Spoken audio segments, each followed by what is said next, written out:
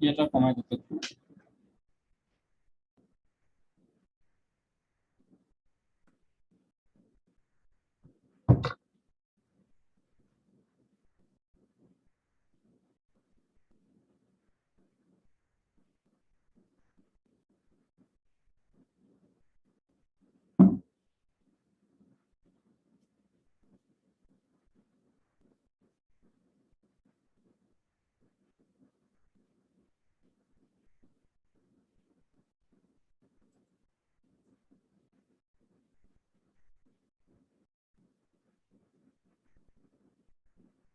আচ্ছা, আইসা বসেও আছে।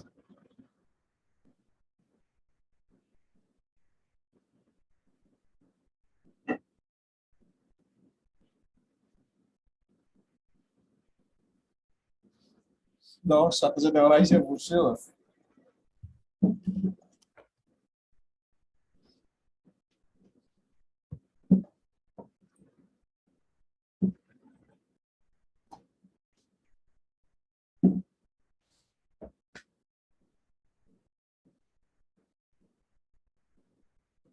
সপ্তাহে এই দুইটা আমার ছুটি থাকে। কালকে যাই আগে।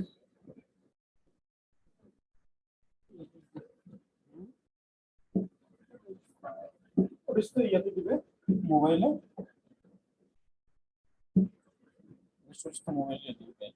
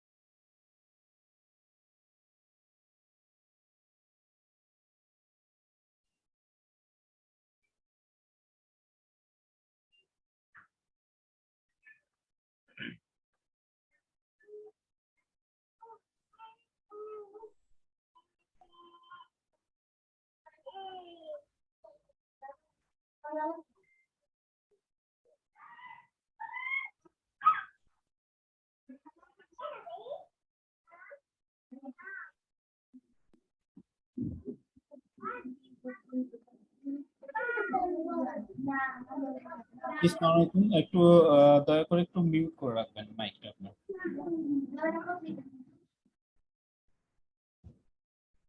Thank you.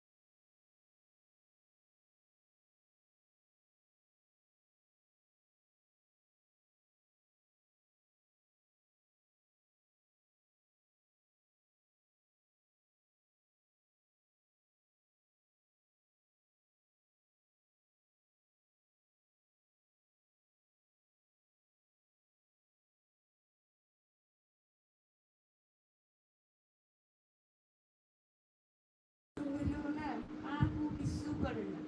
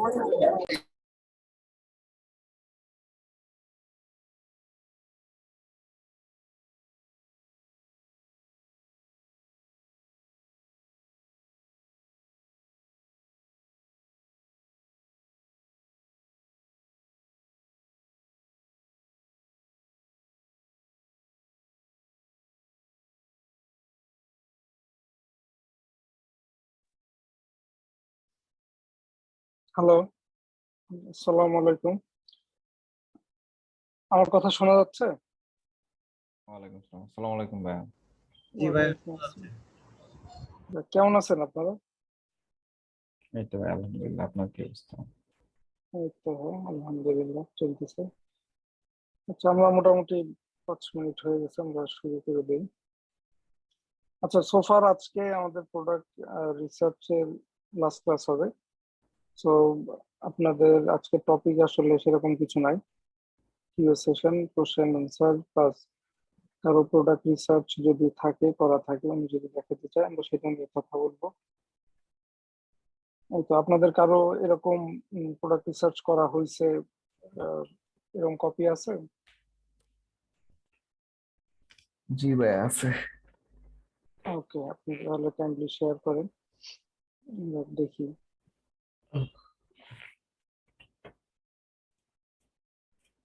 লিংক দিব? হ্যাঁ হ্যাঁ, আপনি চ্যাটের লিঙ্ক দিন।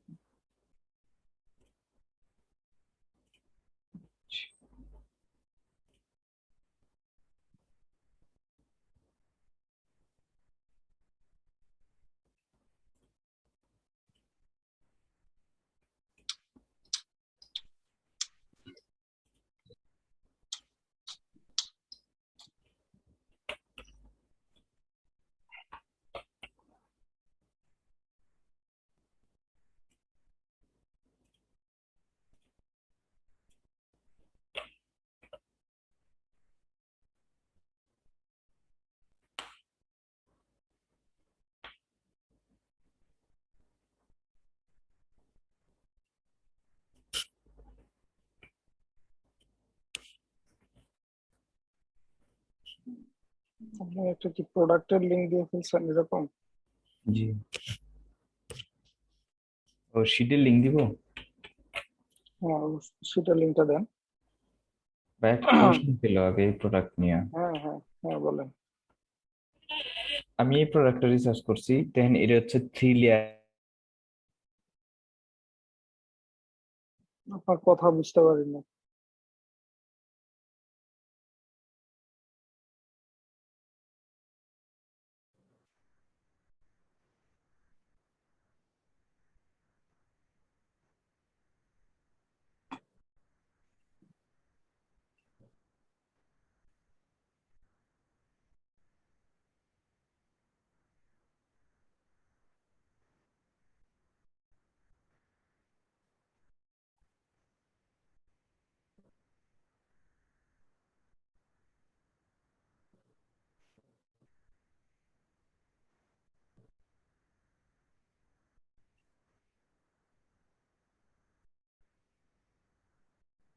যিনি প্রোডাক্ট রিসার্চটা করছেন উনি সম্ভবত ডিসকানেক্ট হয়ে গেছে।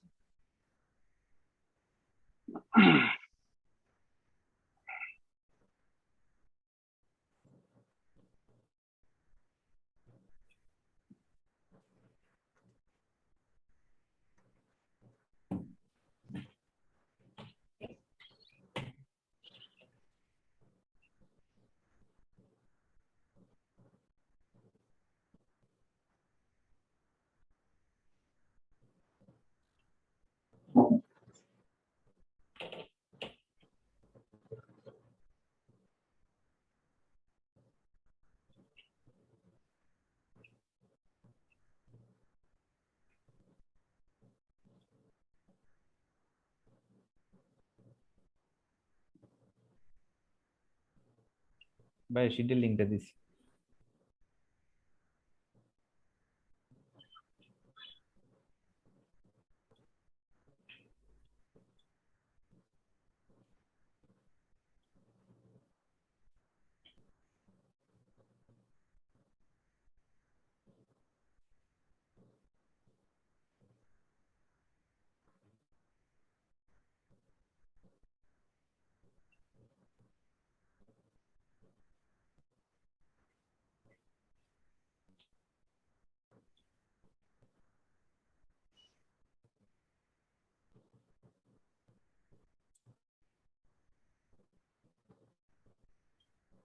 একটু শেয়ারেবল লিঙ্কটা দিয়েন, আর এখন অ্যাক্সেস দেন আপাতত।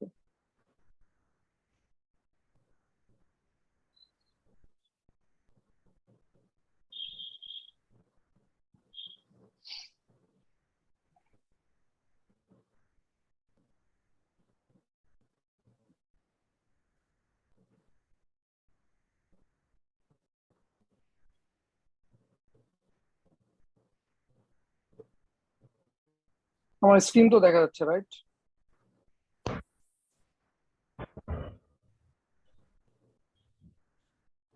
স্ক্রিন শেয়ার বন্ধ হয়ে গেছে।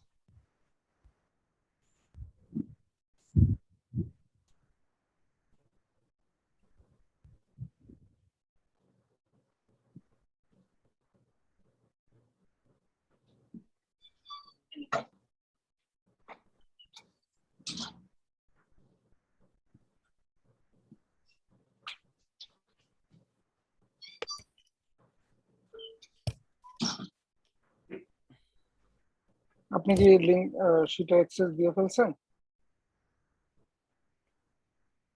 জি ভাই, আমি ডিসকানেক্ট হয়ে যাচ্ছি, নেটের সমস্যা নাকি আমি বুঝতেছি না। কিন্তু আমি এখন অ্যাক্সেস পাইনি। অ্যাক্সেসের জন্য কি করতে হবে? আপনারা যে আমাকে লিঙ্ক দিছিলেন। পারমিশন দিতে হবে।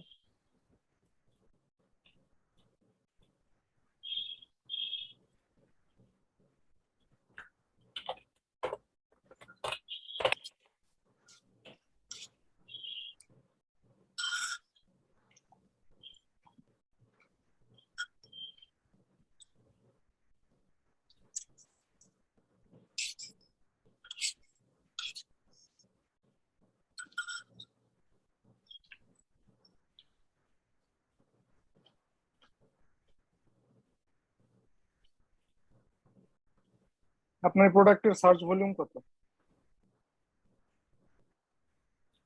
আমার প্রোডাক্টের সার্চ ভলিউম তো ভাই কম, 2000। বাট আচ্ছা, ইয়া, এই 2000 থেকে বের করছেন? 2000 বের করছে আপনার হিলিয়াম 10 থেকে। ওকে। মেইন কিওয়ার্ড কি দিয়ে সার্চ করছেন? দিচ্ছি ভাই লিঙ্ক। হ্যাঁ, আমি পাইছি। আমার স্ক্রিন দেখা যাচ্ছে মনে হয়। হুম।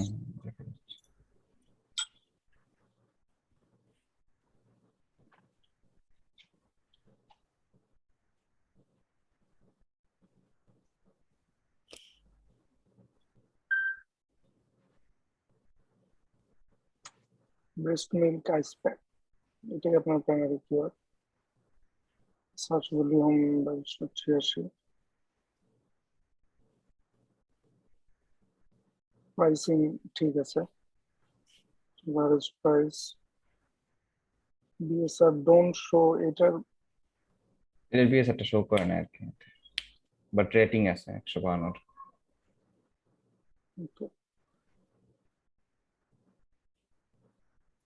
কয়েকটা সবই ঠিক আছে।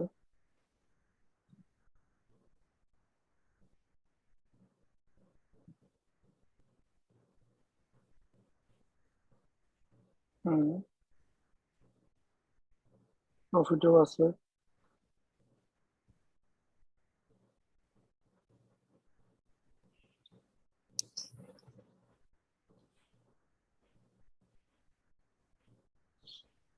আর বাকি 5, 6, 7, 8, 9, 10 এই প্রোডাক্ট কি পান নাই না? বাকি প্রোডাক্ট যদি আমি অন্যগুলা চয়েস করতে যাই, তাহলে তো ওই যে 2 লেয়ারের আছে বা 3টা প্যাকেজের আছে, ওইগুলা চয়েস করলে তো আপনার ওই প্রাইস রেঞ্জটা নষ্ট হয়ে যায় হুম হুম মূলত। হুম এই কারণেই তো হুম। মূলত আমরা ইয়ার ক্ষেত্রে শুধুমাত্র এদেরকে কম্পিটিটর ধরা হয়, মানে রিসার্চের ক্ষেত্রে।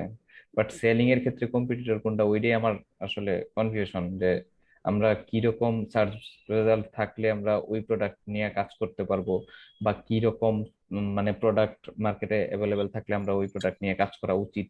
এইটা একটু কনফিউশনে আছি, মানে প্রোডাক্ট রিসার্চের আপনার ক্ষেত্রে। আপনার এখানে কনফিউশন 2, 3 জায়গায়। নাম্বার 1, কতটুক সার্চ ভলিউম হইলে আপনি প্রোডাক্টটা লঞ্চ করবেন, এটা একটা। নাম্বার 2, ওই সার্চ ভলিউম ধরেন ম্যাচ করলো, তারপর যে দেখলেন যে 3টার প্যাক, 4টার প্যাক, 6টার প্যাক আছে। সো কোন প্রোডাক্টটা চুজ করলে আপনি বেটার প্রফিটে থাকবেন? এই তো মূলত দুইটা কোশ্চেন, রাইট? সার্চ ভলিউমটা আসলে নতুন প্রোডাক্টের ক্ষেত্রে এরকম, মানে সার্চ ভলিউম বা প্রাইমারি কিওয়ার্ডের ক্ষেত্রে সার্চ ভলিউম কম বেশি, এটা র্যাঙ্কের উপরে অনেক সময় দেখা যায় যে র্যাঙ্ক করতেছে, সার্চ ভলিউম কম থাকে, এই ক্ষেত্রে কনফিউশনটা কম। বাট কম্পিটিটর চয়েসের ক্ষেত্রে প্রশ্নটা বেশি আর কি। আমি ক্লাস শুরু থেকে এ পর্যন্ত আসছি, মানে একটা কনফিউশন সব সময়, আমি প্রোডাক্ট রিসার্চ করতে গেলেই যে আমার কম্পিটিটর কারা।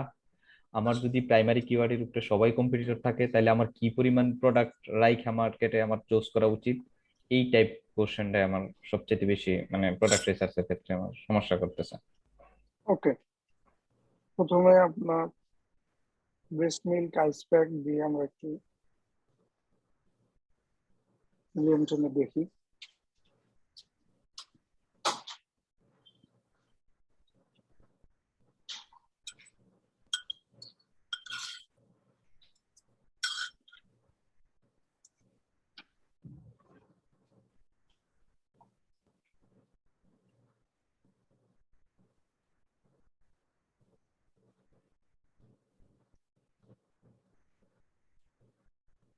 বাইশশো ছিয়াশি, খুব খারাপ, মানে খুব খারাপ না। নাম্বার এক। নাম্বার দুই, কি পরিমাণ থাকলে খারাপ? আহ, এইটা বা ভ্যারি করে। আমি যেটা বলবো যে এটা পাঁচ তো হাজার দশ হাজার পাঁচ র্যাঙ্কের হাজার উপরে মনে দশ হাজার না ভাই, র্যাঙ্কের উপরে তো এটার সাথে কোনো মানে কানেকশন নাই। ভাই অনেক র্যাঙ্ক সময় তো, দেখা যায়, অনেক সময় হ্যাঁ দেখা বলেন যায় যে বলেন, র্যাঙ্ক, আপনার কনফিউশনটা আগে বলেন। অনেক সময় দেখতে পারি যে অনেক অনেক প্রোডাক্টের নতুন লঞ্চ করছে, মানে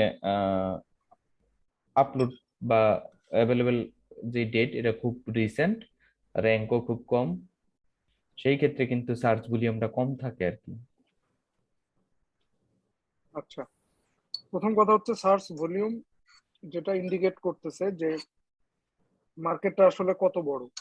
কেন? কারণ যত মানুষ ওই প্রোডাক্টটা দিয়ে সার্চ করবে ওইটাই কিন্তু সার্চ ভলিউম জি। মান্থলি। সো আপনি সার্চ ভলিউম যদি কম হয় তার মানে মানুষ এটা কম খুঁজতেছে, তার মানে মার্কেটে এটার ডিমান্ড কম। সার্চ ভলিউম যদি বেশি হয় তার মানে মানুষ এটা বেশি খুঁজতেছে, সো মার্কেটে এটার demand high. So search volume যদি সব থেকে অনেক বেশি হয়, দেখেন যে 1 লাখ 2 লাখ 1.5 লাখ, তার মানে এটা অনেক মানুষ খুঁজতেছে। ডেফিনেটলি আরেকটা কোশ্চেনের মাথায় আসবে, তার মানে এখানে কম্পিটিশন বেশি হবে, অবশ্যই বেশি হবে। যে জিনিসের ডিমান্ড হাই সেটা মানুষ খুঁজবেই। জি। এটা নাম্বার এক। নাম্বার আরেকটা হচ্ছে যে আপনি সার্চ ভলিউমের সাথে র্যাঙ্কের ব্যাপারটা নিয়ে আসছেন। এই যে র্যাঙ্ক মানে বিএসআর যেটা, এইটা তো অ্যামাজনের করে দেওয়া। এই যে 7640 বেবি ক্যাটাগরিতে, জি। বেবি ক্যাটাগরির মধ্যে একটা ছোট্ট ক্যাটাগরি হচ্ছে এই যে breast pump accessories. So baby food একটা ক্যাটাগরি আছে, বেবি লোশন হইতে পারে, বেবি যে কোনো কিছু হইতে পারে। সো তার মধ্যে যে কোনো একটা প্রোডাক্ট এইটার 10 টাইমস, কখনো 100 গুণ বেশি সার্চ ভলিউম নিয়ে থাকতে পারে। জিনিসটা বোঝেন, এই জায়গাটুকু কি বুঝতে পারছেন?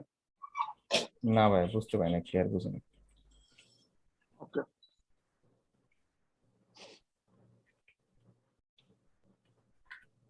আমরা বেবি ক্যাটাগরির অন্য একটা প্রোডাক্ট দেখি।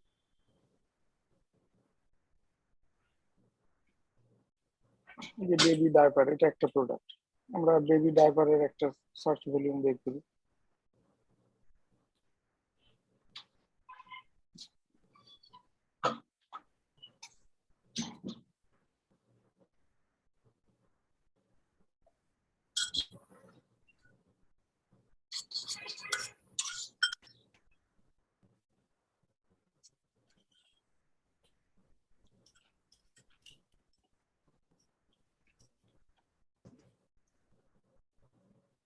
বেবি ডায়পারের সার্চ ভলিউমই দেখাচ্ছে না। Box for baby diaper, Pampers, Swaddlers newborn, এখান থেকে একটা আন্দাজ করা যায় এটার সার্চ ভলিউম 30,000। বেবি ডাইপার্স নিউবর্নের 2311। নিউবর্ন, বেবি ডাইপার্স, সডলার্স মনে হয় একটা ব্র্যান্ড। ভাই সার্চ ভলিউম কি আর একটু পাশেরটা না, ডান পাশেরটা না, নাকি ম্যাগনেট আইকিউ স্কোর এটা? এই যে হুম। হাগিস ওয়াইপস, এটা হচ্ছে 57,000। বেবি রেজিস্ট্রি, বেবি ওয়াইপস হচ্ছে 3,10,000। এগুলা দেখেন অনেক বেশি। Pampers wipe 26,000। ডায়পার দিয়ে সার্চ করলে আসে শুধু 1,71,000। তো দুইটাই কিন্তু বেবি ক্যাটাগরির প্রোডাক্ট। ডায়পারও একটা বেবি ক্যাটাগরির প্রোডাক্ট, আপনি যেটা বের করছেন সেটাও একটা বেবি ক্যাটাগরির প্রোডাক্ট। দুইটার র্যাঙ্ক ধরেন যে পাশাপাশি আপনি যে কোনো একটা প্রোডাক্ট যদি মানে চুজ করেন, এটা ভেরিয়েশন শর্ট। এই প্রোডাক্টটা একটু ওপেন করি।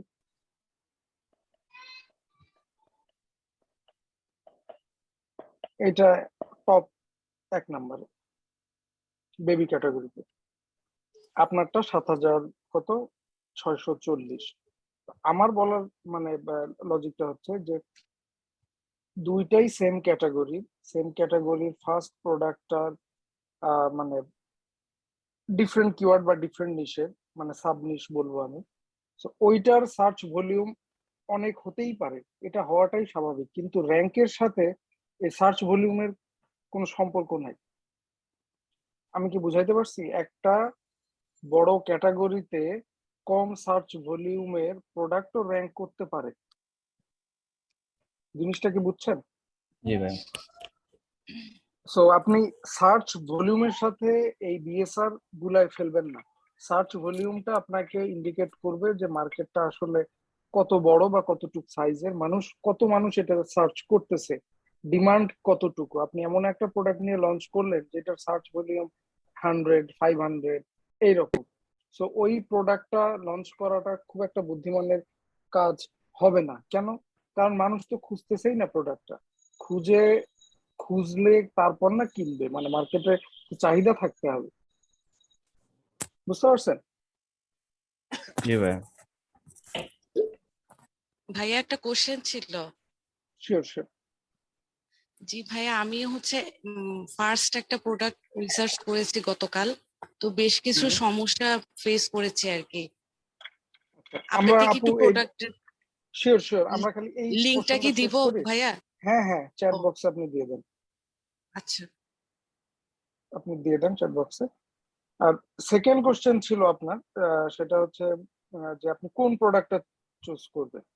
দেখেন, আপনি সার্চ ভলিউম আর বিএসআর কনফিউশন আপনার চলে গেল। এখন আসেন যে আপনি কোন প্রোডাক্টটা চয়েস করবেন, যেখানে অনেকগুলো ভেরিয়েশন আছে, কেউ 3টা কেউ 6টা এইরকম। কম্পিটিটরের ভিতরে আমরা পরে যাই।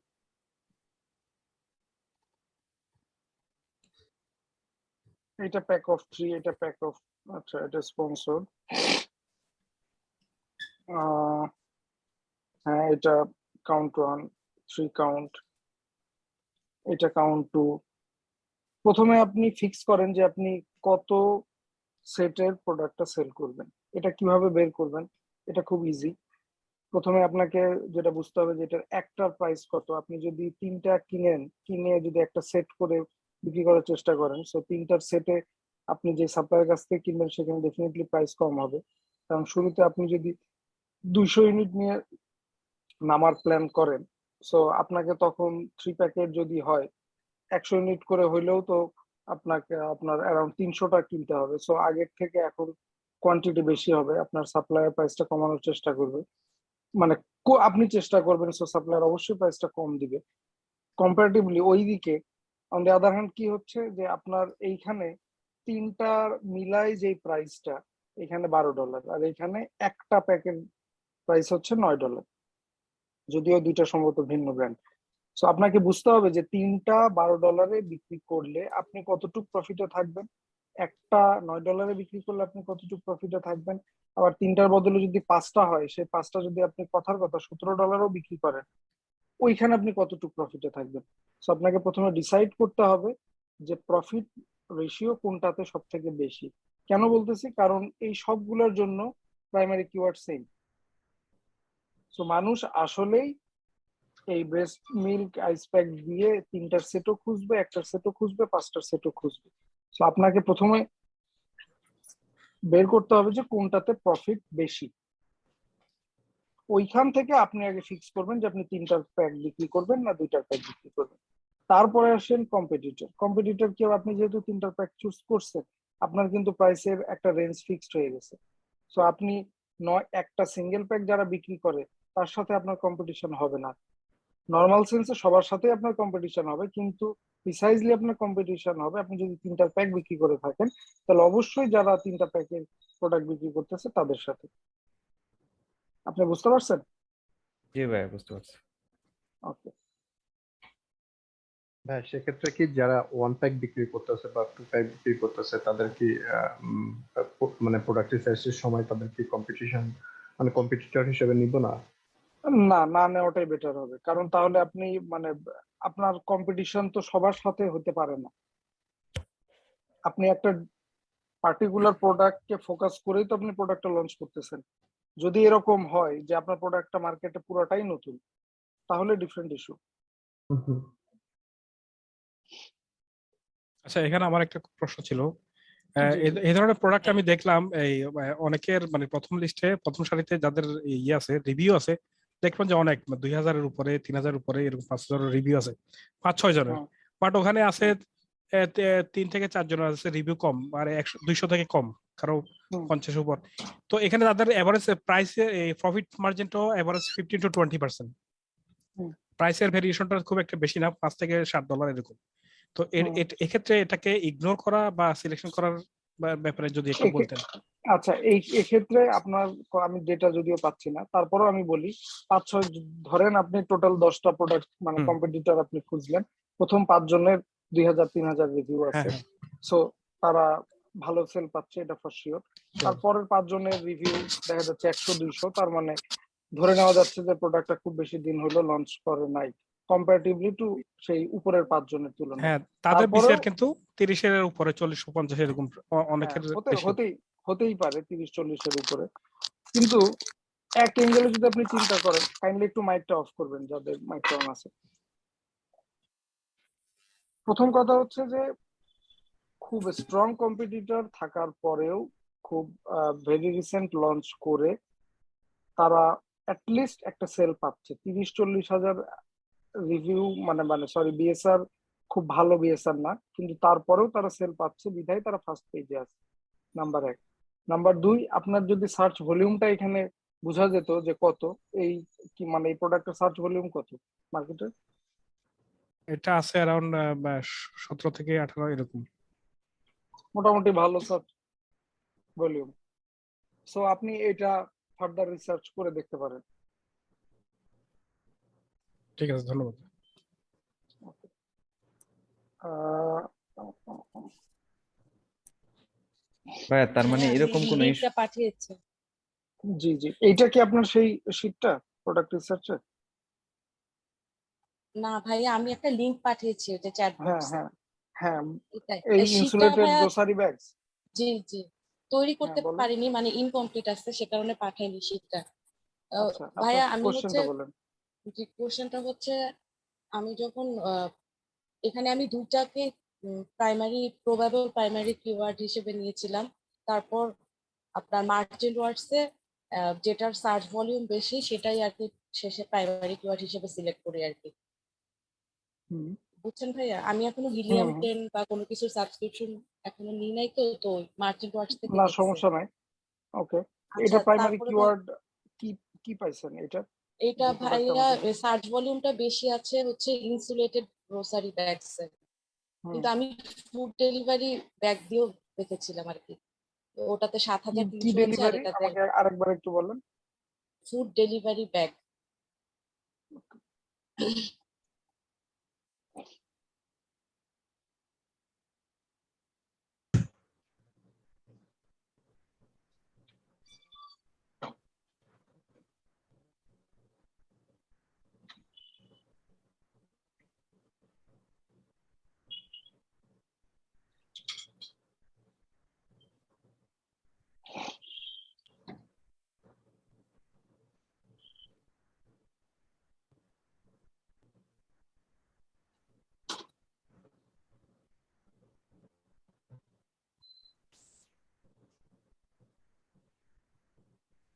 জিনিসটা মোটামুটি সিমিলার, সো যেটার সার্চ ভলিউম বেশি আপনি সেটাই কাউন্ট করবেন। ঠিক আছে এটা। আচ্ছা, এরপরে ভাইয়া যে প্রবলেমটা হচ্ছে, যখন ওই কম্পিটিটরদের, না প্রথমে যেটা সমস্যা হয়েছে যে আপনি তো স্পন্সর্ড আর হাইলি রেটেড যদি থাকে এরকম কম্পিটিটর হিসেবে এই ধরনের প্রোডাক্ট বাদ দিতে বলছেন, কিন্তু কিছু প্রোডাক্টে আবার লেখা ছিল অ্যামাজন চয়েস, ওইটা কি নিব নাকি ওইটাও বাদ দিব? অ্যামাজন চয়েস, বেস্ট সেলার, এগুলা হচ্ছে ব্যাচ, এগুলো নিয়ে নেবেন। আরেকটা আছে আমার এডিটর চয়েস। সমস্যা নাই, কারণ প্রথম কথা হচ্ছে যে বাদ দিতে বলছি সেগুলাই যেগুলোতে স্পন্সর্ড লেখা, মানে অ্যাডভার্টাইজড করা হচ্ছে, সেই প্রোডাক্ট গুলাকে বাদ দিতে বলছি। আচ্ছা আচ্ছা, ঠিক আছে ভাই। আরেকটা কোশ্চেন হচ্ছে যে প্রাইমারি কিওয়ার্ড লিখে যখন সার্চ দিই যে অল ক্যাটাগরিতে যে রেজাল্ট আসে, তো সেখান থেকে যে কম্পিটিটর যে ফার্স্ট যে প্রোডাক্টটা, তো P1 এভাবে করে P2 এগুলো এরকম, তো সেখানে আপনার আমি যেটা সিলেক্ট করছি সেখানে তো 2টা ব্যাগ, কিন্তু কিছু দেখি যে কোয়ান্টিটি বেশি থাকে, যেমন 4টা ব্যাগের। এই ধরনের যদি হয় তাহলে কি কম্পিটিটর হিসেবে নিব? কারণ কোয়ান্টিটি তো মিলতেছে না, ওখানে দামও আর কি বেশি আমি আমারটার আমি থেকে। আপু একটু আগেই এই কোশ্চেনটার উত্তর দিছি। আপনি আগে ফিক্স করবেন যে কোন প্রোডাক্টটা আপনি বিক্রি করতেছেন, 2টার প্যাক, 3টার প্যাক, তারপরে শুধু ওই প্রোডাক্ট গুলার, সিমিলার প্রোডাক্ট গুলাকে আপনি এজ এ কম্পিটিটর হিসেবে কাউন্ট করবেন। আচ্ছা আচ্ছা, ঠিক আছে ভাই, ধন্যবাদ। আমার এই 2টা প্রশ্নই ছিল। ওকে,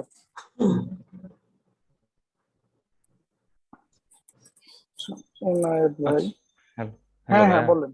হ্যাঁ হ্যাঁ ভাইয়া ধরেন কোন প্রাইমারি কিওয়ার্ডের উপরে আমরা প্রোডাক্ট সার্চ রেজাল্ট যদি মানে কি রকম পাই, মানে 1000 যদি পাই, তাহলে কি ওইটার সবকিছুই ঠিকঠাক থাকলে তাহলে কি ওইটা নিব?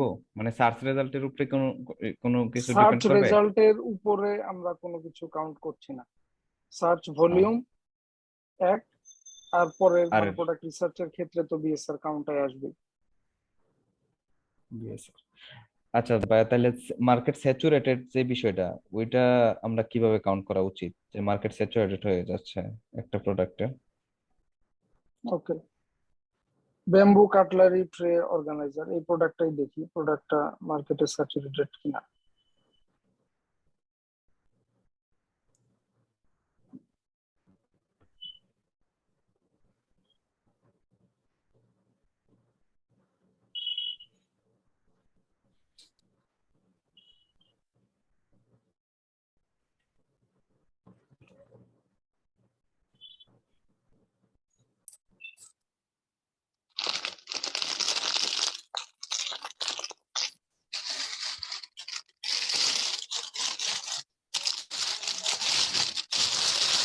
মাইক একটু অফ রাখবেন কাইন্ডলি।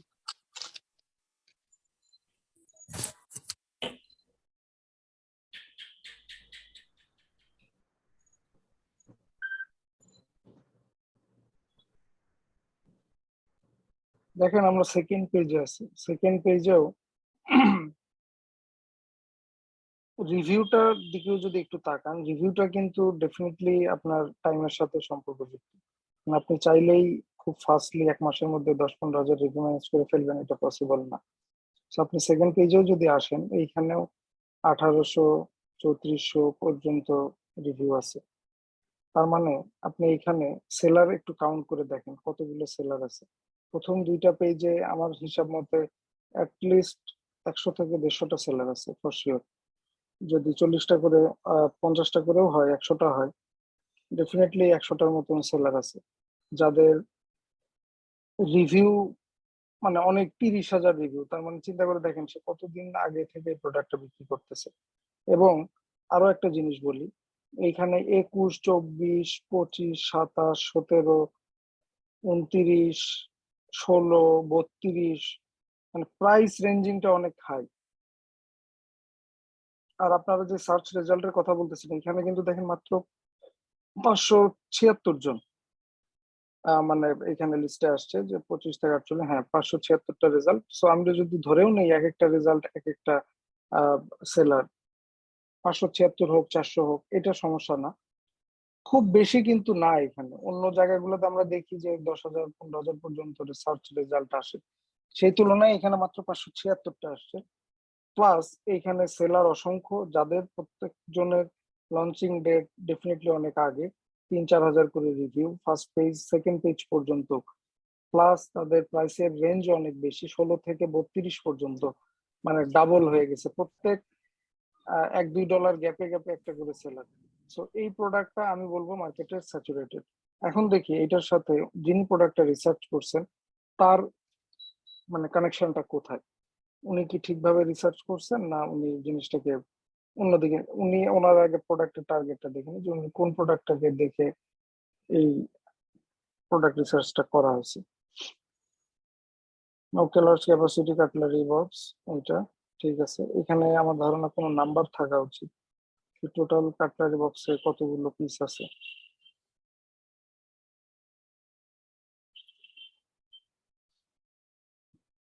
এখানে 39, 50। ভাই এটা অস্ট্রেলিয়ান মার্কেট, মানে রিসার্চ করছে উনি, চ্যাট বক্সে দিছে। কি অস্ট্রেলিয়ান মার্কেটে রিসার্চ?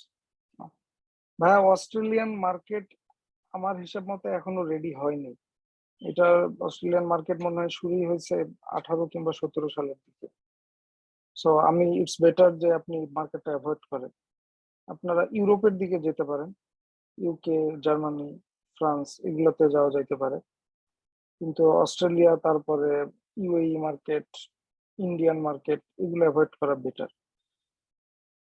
কারণ মার্কেট গুলো নতুন হয়ে গেছে, মানে জাস্ট শুরু হয়েছে তো, সো ওইখানে আপনার এই অনেক দিন সময় দিয়ে আপনার এই প্রফিট বা যেটাই বলেন এই ব্র্যান্ডটা বিল্ড করতে হবে, কারণ মার্কেটের সাইজই ছোট।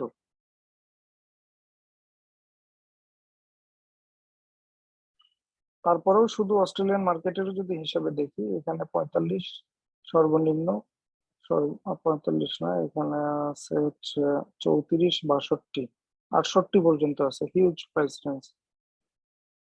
বিএসআর 22,000, 50,000, 47,000ও আছে, সমস্যা নাই। রিভিউ রেটিং 3285, আগের সেলারও আছে, ভেরি রিসেন্টও আছে।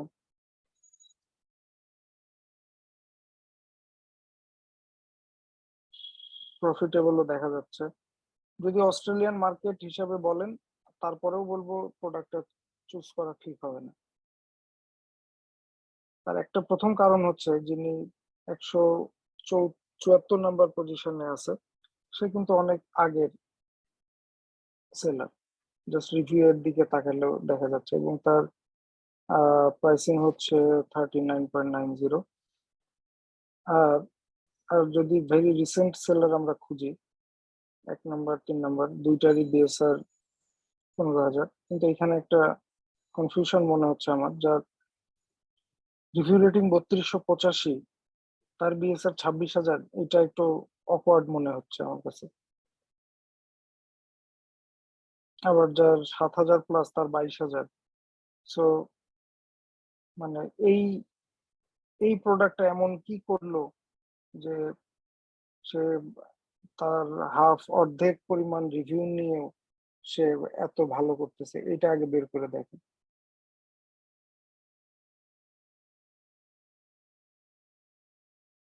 এটাতে স্টোরের লিঙ্ক দিয়েছেন ভাইয়া, প্রোডাক্টের লিঙ্কটা এখানে অ্যাড করবেন, নট স্টোর।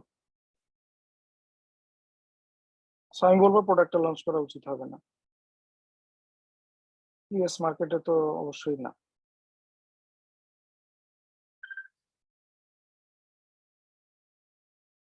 এটাও যদি দেখি, সার্চ ভলিউমটা এখানে লেখেননি,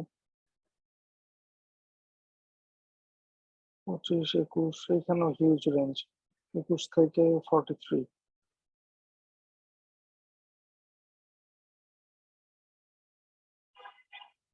এখানেও একই রকম ব্যাপার, বুঝলাম না। 13,000 রিভিউ রেটিং আছে, অনেক পুরাতন, তার র্যাঙ্ক হচ্ছে 2058, তার প্রায় কত 6 ভাগের 1 ভাগ রিভিউ নিয়ে তার র্যাঙ্ক 72। জিনিসগুলা মানে মিলতেছে না আর কি। প্রফিট আছে,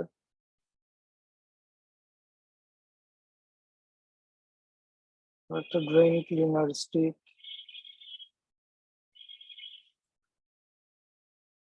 প্রাইসিং রেঞ্জ খুব বড়, 12 থেকে অ্যারাউন্ড 44। এনায়েত ভাই যিনি আছেন, প্রোডাক্টটা রিসার্চ করছেন, সবার আগে একটু খেয়াল রাখবেন যে প্রাইসের রেঞ্জটা যাতে অনেক বেশি না হয়, কারণ অনেক বেশি যদি হয় প্রাইসের রেঞ্জটা, আপনার মানে প্রথম যে প্রবলেমটা হবে যে পারফেক্ট কম্পিটিটর আপনি বুঝতে পারবেন না, নাম্বার 1। নাম্বার 2, আপনার কম্পিটিশন ডেফিনেটলি অনেক বেশি হবে, কারণ এখানে যে কেউ যে কোনো প্রাইসে এটা বিক্রি করতে পারে। মার্কেট ভোলাটাইল করার জন্য এটাই একমাত্র কারণ হতে পারে, এটা যথেষ্ট। আপনি কোনো ভ্যালু অ্যাড না করে জাস্ট প্রাইসিং এর জন্য আপনি মার্কেটটাকে নষ্ট করে দিলেন।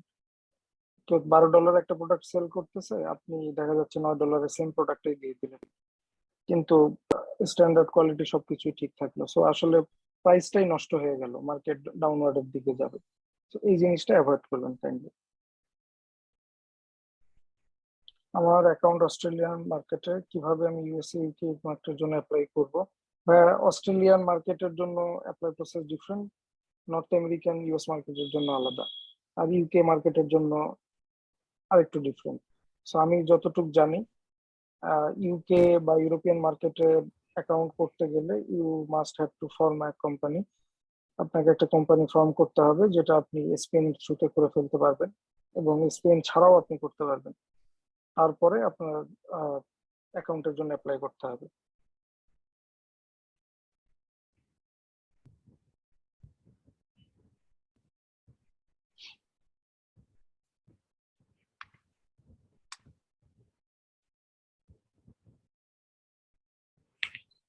ম্যাগনেটিক স্পাইস র্যাক, ওকে, 9 থেকে 25, এখানেও হিউজ।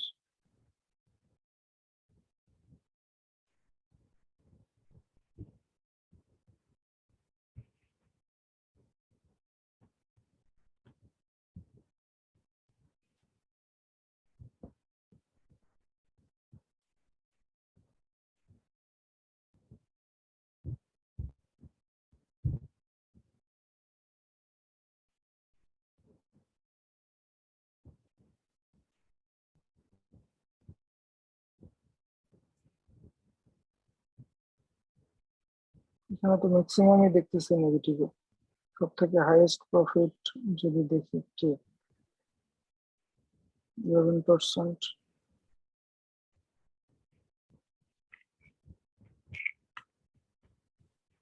না, এটা হচ্ছে না, ম্যাগনেটিক স্পাইস র্যাক এটা নেওয়া যাচ্ছে না। আন্ডার সিঙ্ক অর্গানাইজার, এটা প্রাইস রেঞ্জ মোটামুটি একজন শুধু $31, বাকি সবাই সেম, ঠিক আছে। 13,000, 25,000, 11,000, ফাইন।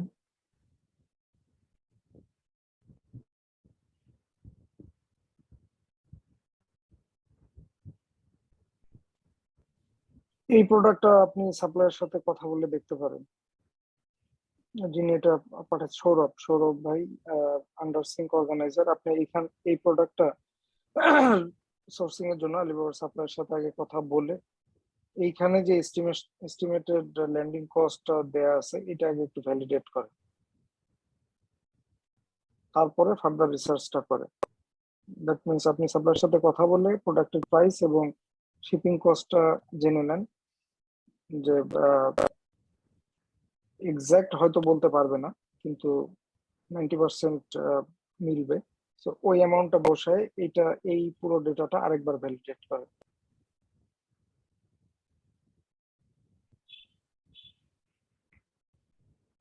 ফ্ল্যাগপোল ফর হাউস,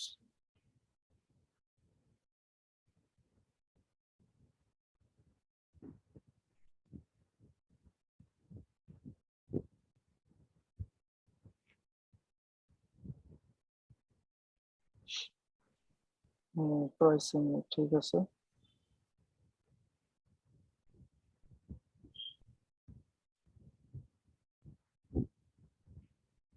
র্যাঙ্কও সমস্যা না।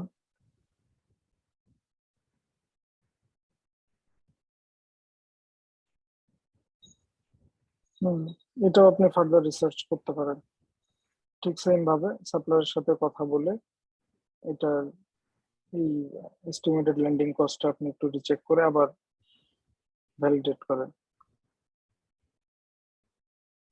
নাই সোফার ইনি সৌরভ ভাই যে দুইটা প্রোডাক্ট দেখাইছেন এখানে, আন্ডার সিঙ্ক অর্গানাইজার আর ফ্ল্যাগপোল ফর হাউস, দুটাই মোটামুটি প্রমিনেন্ট মনে হচ্ছে।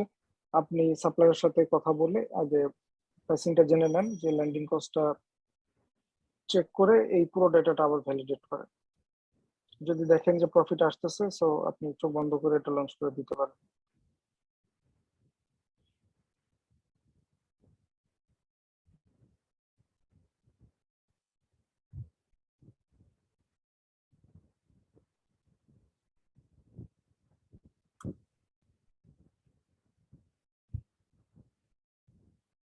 পিকেল বল বক্স, এটা আচ্ছা, স্পোর্টস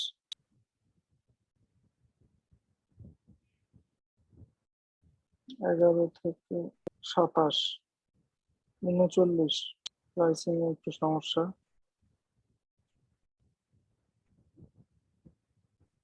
ভাই লাস্ট প্রোডাক্ট একটু দেখেন। আচ্ছা, লাস্টেরটা একদম শেষের, fly fans for tales. Okay, search volume যথেষ্ট।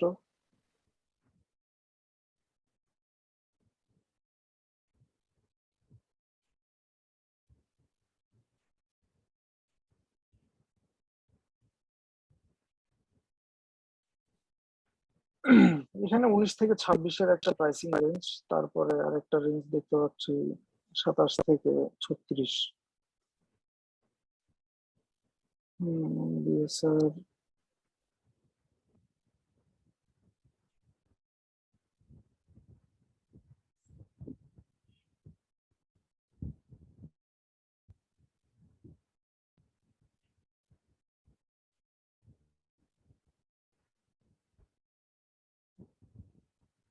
মার্কেটে যারা নতুন তারাও ভালো করতেছে। 36, 23, 85,000 না।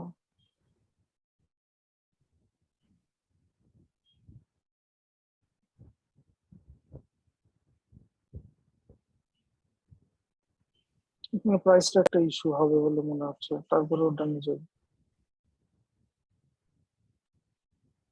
প্রফিট মার্জিন তো মাশাল্লাহ।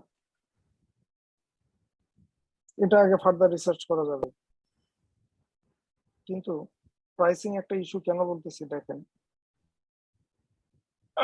এটা বিএসআর, এটা হচ্ছে, এটা সব থেকে হাইয়েস্ট যেই পুরাতন সেলার আছে তার বিএসআর 604, তার সে বিক্রি করতেছে $33। তারপরে হচ্ছে 765, তারটা একটু বেশি, সে $30। এই দুটা মোটামুটি সমস্যা নাই। তারপরে 377, সেও $28 বিক্রি করতেছে, বিএসআর 1371। 190 যদি কাউন্ট করি, ও বিক্রি করতেছে সব থেকে হাইয়েস্ট প্রাইসে $37। তারপরে 18, এটা আমার কাছে এখানে যেটা মনে হচ্ছে যে আপনার কম্পিটিটর রিসার্চটা আরেকটু মনে হয় দেখে করতে হবে, এবং আমার কাছে প্রাইসটা মনে হচ্ছে 26, 27, এই দুটো প্রাইসের প্রোডাক্ট আপনি একটু বেশি করে দেখেন। এবং যে 36.99-এ বিক্রি করতেছে, ও কি আসলেই সেম প্রোডাক্ট বিক্রি করতেছে না একটু ডিফারেন্ট প্রোডাক্ট বিক্রি করতেছে, কিংবা সাথে অ্যাড অন হিসাবে কোনো কিছু দিচ্ছে, এটা আগে একটু ভ্যালিডেট করে। তো বুঝাইতে পারছি?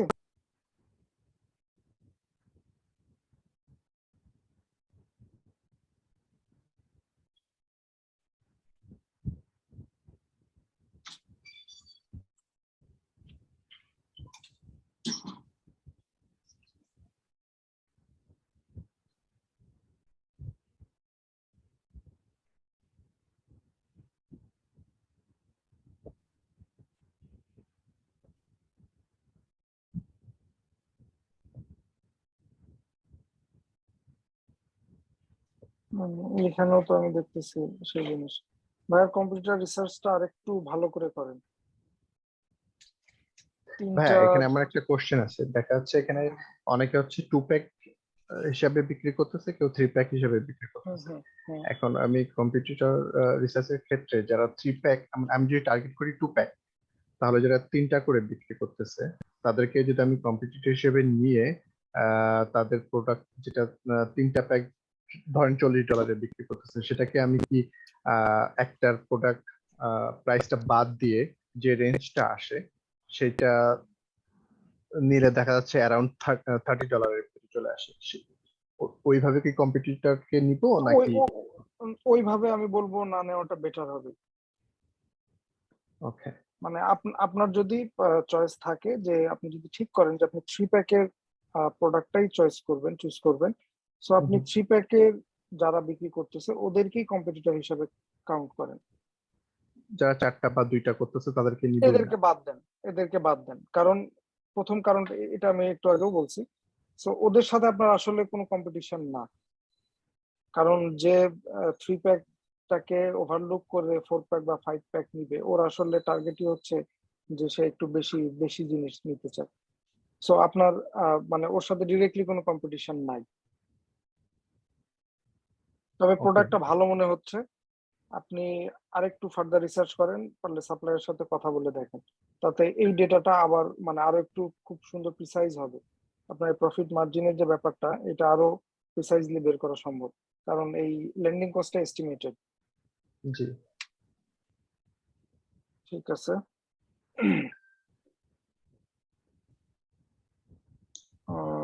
মিস্টার হাবিব ভাই বলছিল UK, Spain, Germany market target করতে, তাহলে এসব মার্কেট প্লেস থেকে রিসার্চ করতে হবে, তাহলে ওয়্যার হাউস কি ইউএসএ তে নিতে হবে। ভাইয়া কোশ্চেনটা করছে কি দীপঙ্কর রাহা, আহ, আপনি আপনি মনে হয় একটু মিস করে গেছেন।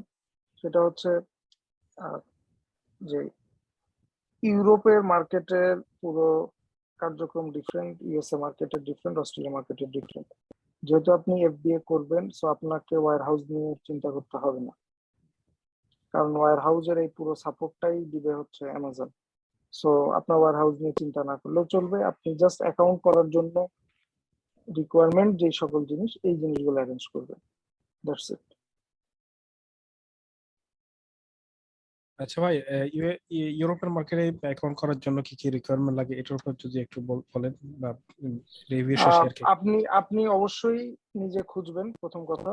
সেকেন্ড কথা হচ্ছে, আমি যতটুকু জানি আমি সেটাই বলছি, ইউরোপের অ্যাকাউন্ট করতে গেলে আপনাকে একটা কোম্পানি ফর্ম করতে হয়, সো আপনাকে ওটা করতে হবে, কারণ ইউরোপের অ্যাকাউন্টে ভ্যাট এবং ট্যাক্স দুটোই দিতে হয়। সো ভ্যাট এবং ট্যাক্স আসলে ওরা অ্যাকাউন্ট করে কোম্পানির উপরে, সো আপনাকে এই জন্য এটা ম্যান্ডেটরি, এবং এই ভ্যাট ট্যাক্স মেনটেন করতে হয়। ইউকে তে সম্ভবত 2 মাস পর পর, আর জার্মানিতে প্রত্যেক মাসেই এই ভ্যাট ট্যাক্সের রিটার্ন জমা দিতে হয়। রিটার্ন বলতে আসলে সেরকম কোনো কিছু না, এটা ওই আমাদের যে সেলস রিপোর্ট থাকে, ট্রানজেকশন রিপোর্ট, ওইটা জমা দিতে হয়, দ্যাটস ইট। আচ্ছা, এবং এই পুরো কাজগুলো আপনারা স্পেনের থ্রুতেই করতে হবে, নট নেসেসারি। আপনারা চাইলে মানে থার্ড পার্টি অনেক এজেন্সি আছে যারা কাজগুলো করে দেয়, সো তাদের থ্রুতেও করে নিতে পারেন। ঠিক আছে, তো ধন্যবাদ। আর ওকে, আর এই 3টা মার্কেটের কথা হাসান ভাই এই কারণেই বলছিল, কারণ এই 3টা মার্কেটে রাইট নাও কম্পারেটিভলি যেটা দেখা গেছে যে প্রাইসিং যদি তুলনা করেন, সেম প্রোডাক্ট ইউএসএ তে ধরে নেন $30 বিক্রি হলো, একই প্রোডাক্ট ইউকে তে দেখবেন মোটামুটি $38-39 বিক্রি হচ্ছে, যদি ওইটা জিবিপি তে, সো ওইটা ইউএসডি তে কনভার্ট করলে এইরকম রেট আসে। সো ওই হিসাবে প্রফিট মার্জিন ওইটাতে বেশি, এবং মার্কেটটা যেহেতু এখনো পুরোপুরি ইউএস এর মতো হয়নি, এখনো অনেক নিশ, অনেক ক্যাটাগরি ওইখানে দেখা যাচ্ছে যে প্রমিনেন্ট আছে, সো ওইটাতে আপনারা শিফট করে যাইতেই পারেন। ইনিশিয়ালি শুধু কিছু খরচ হবে এবং একটু আপনাকে হ্যাসেল নিতে হবে, এই কোম্পানি ফরমেশন থেকে শুরু করে এই জিনিসগুলো। সো এটাতে যদি আপনারা মানে নিতে পারেন, তাহলে আমি বলবো Europe market is good choice. Number 2, আরেকটা কথা বলে রাখি, আপনারা ইউএস মার্কেটের হ্যান্ডমেড ক্যাটাগরিতে আপনারা একটু রিসার্চ করে দেখেন, কারণ হ্যান্ডমেড ক্যাটাগরিতে ভালো করার অপশন অনেক বেশি রাদার দ্যান জেনারেল ক্যাটাগরি। ভাই হ্যান্ডমেড ক্যাটাগরি নিয়ে একটা প্রশ্ন ছিল। হ্যাঁ হ্যাঁ, বলেন। আমি একটা প্রোডাক্ট দেখলাম হ্যান্ডমেড ক্যাটাগরিতেও আছে, আবার সেম প্রোডাক্ট দেখলাম পেট সাপ্লাইজ ক্যাটাগরিতেও আছে। হ্যাঁ, এমন কথা হচ্ছে যে আমরা কি মানে যদি এরকম পাই যে হ্যান্ডমেড ক্যাটাগরিতে দেখলাম এই প্রোডাক্টটা ভালো করতেছে, পেট সাপ্লাইসেও ভালো করতেছে, তাইলে কি আমরা তো হ্যান্ডমেড এর জন্য অ্যাপ্লাই করা লাগে? যদি চাই কি পেট সাপ্লাইসে বা অন্য ক্যাটাগরিতে যদি যায়, তাহলে কি আমরা তো ওইখানে সেল করতে পারবো ওইভাবে? প্রথম কথা হচ্ছে যে এই যে বিভিন্ন ক্যাটাগরিতে দেখতে পাওয়া যাচ্ছে প্রোডাক্ট, একই প্রোডাক্ট দুইটা ক্যাটাগরিতে, এইটা সেলার নিজে করছে। সো আপনি চাইলেই একটা প্রোডাক্ট হ্যান্ডমেড, আপনি ধরেন যে হ্যান্ডমেড অ্যাপ্রুভাল পাইছেন, সো আপনি সেই প্রোডাক্টটা হ্যান্ডমেডও বিক্রি করতে পারবেন, আপনি চাইলে জেনারেল ক্যাটাগরিতেও লিস্ট করে বিক্রি করতে পারবেন। সো সেলাররা এই অ্যাঙ্গেলে চিন্তা করে যে হ্যান্ডমেডে যদি দেখে যে মার্কেটটা স্যাচুরেটেড হয়ে যাচ্ছে, সো তারা টেস্ট করার জন্য আরেকটা লিস্টিং করে ডিফারেন্ট একটা ক্যাটাগরিতে এই প্রোডাক্টটা লঞ্চ করে দেয়। সো এটা নেসেসারি না যে হ্যান্ডমেড ক্যাটাগরিতে প্রোডাক্ট লঞ্চ করলে শুধু হ্যান্ডমেডেই লঞ্চ করতে হবে, এর বাইরে পারবেন না। আপনি অবশ্যই পারবেন, একটা প্রোডাক্ট যদি মিলে যায় দুই তিনটা ক্যাটাগরিতে আপনি লঞ্চ করে ফেলতে পারবেন। সেই ক্ষেত্রে কি আলাদা আলাদা ইনভেন্টরি পাঠানো লাগবে, নাকি আমার স্টোরেজে যে আল- ইনভেন্টরি? অবশ্যই আলাদা ইনভেন্টরি, কারণ আপনার তো নতুন লিস্টিং হবে, নতুন লিস্টিং হলে এসআইএম চেঞ্জ হয়ে যাবে, এসআইএম চেঞ্জ মানে সেটা একটা নতুন প্রোডাক্ট।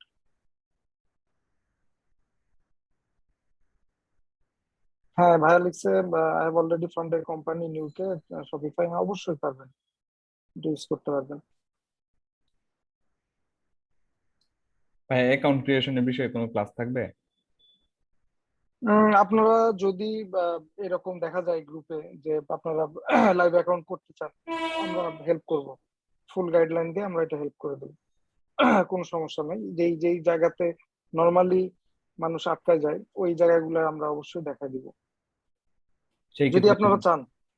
হ্যাঁ অবশ্যই চাই। সেই ক্ষেত্রে যদি আপনারা বলে দিতেন যে কি কি ডকুমেন্টেশন আমরা প্রস্তুত করে রাখবো, মানে এটা কতদিন পরে করা এইটা উচিত? এইটা এটা আমি একটা গ্রুপে পোস্ট দিয়ে, আমাদের এরকম একটা ইনস্ট্রাকশন ফাইলই বানানো আছে, সো এটা আমি গ্রুপে আপলোড দিয়ে দিব।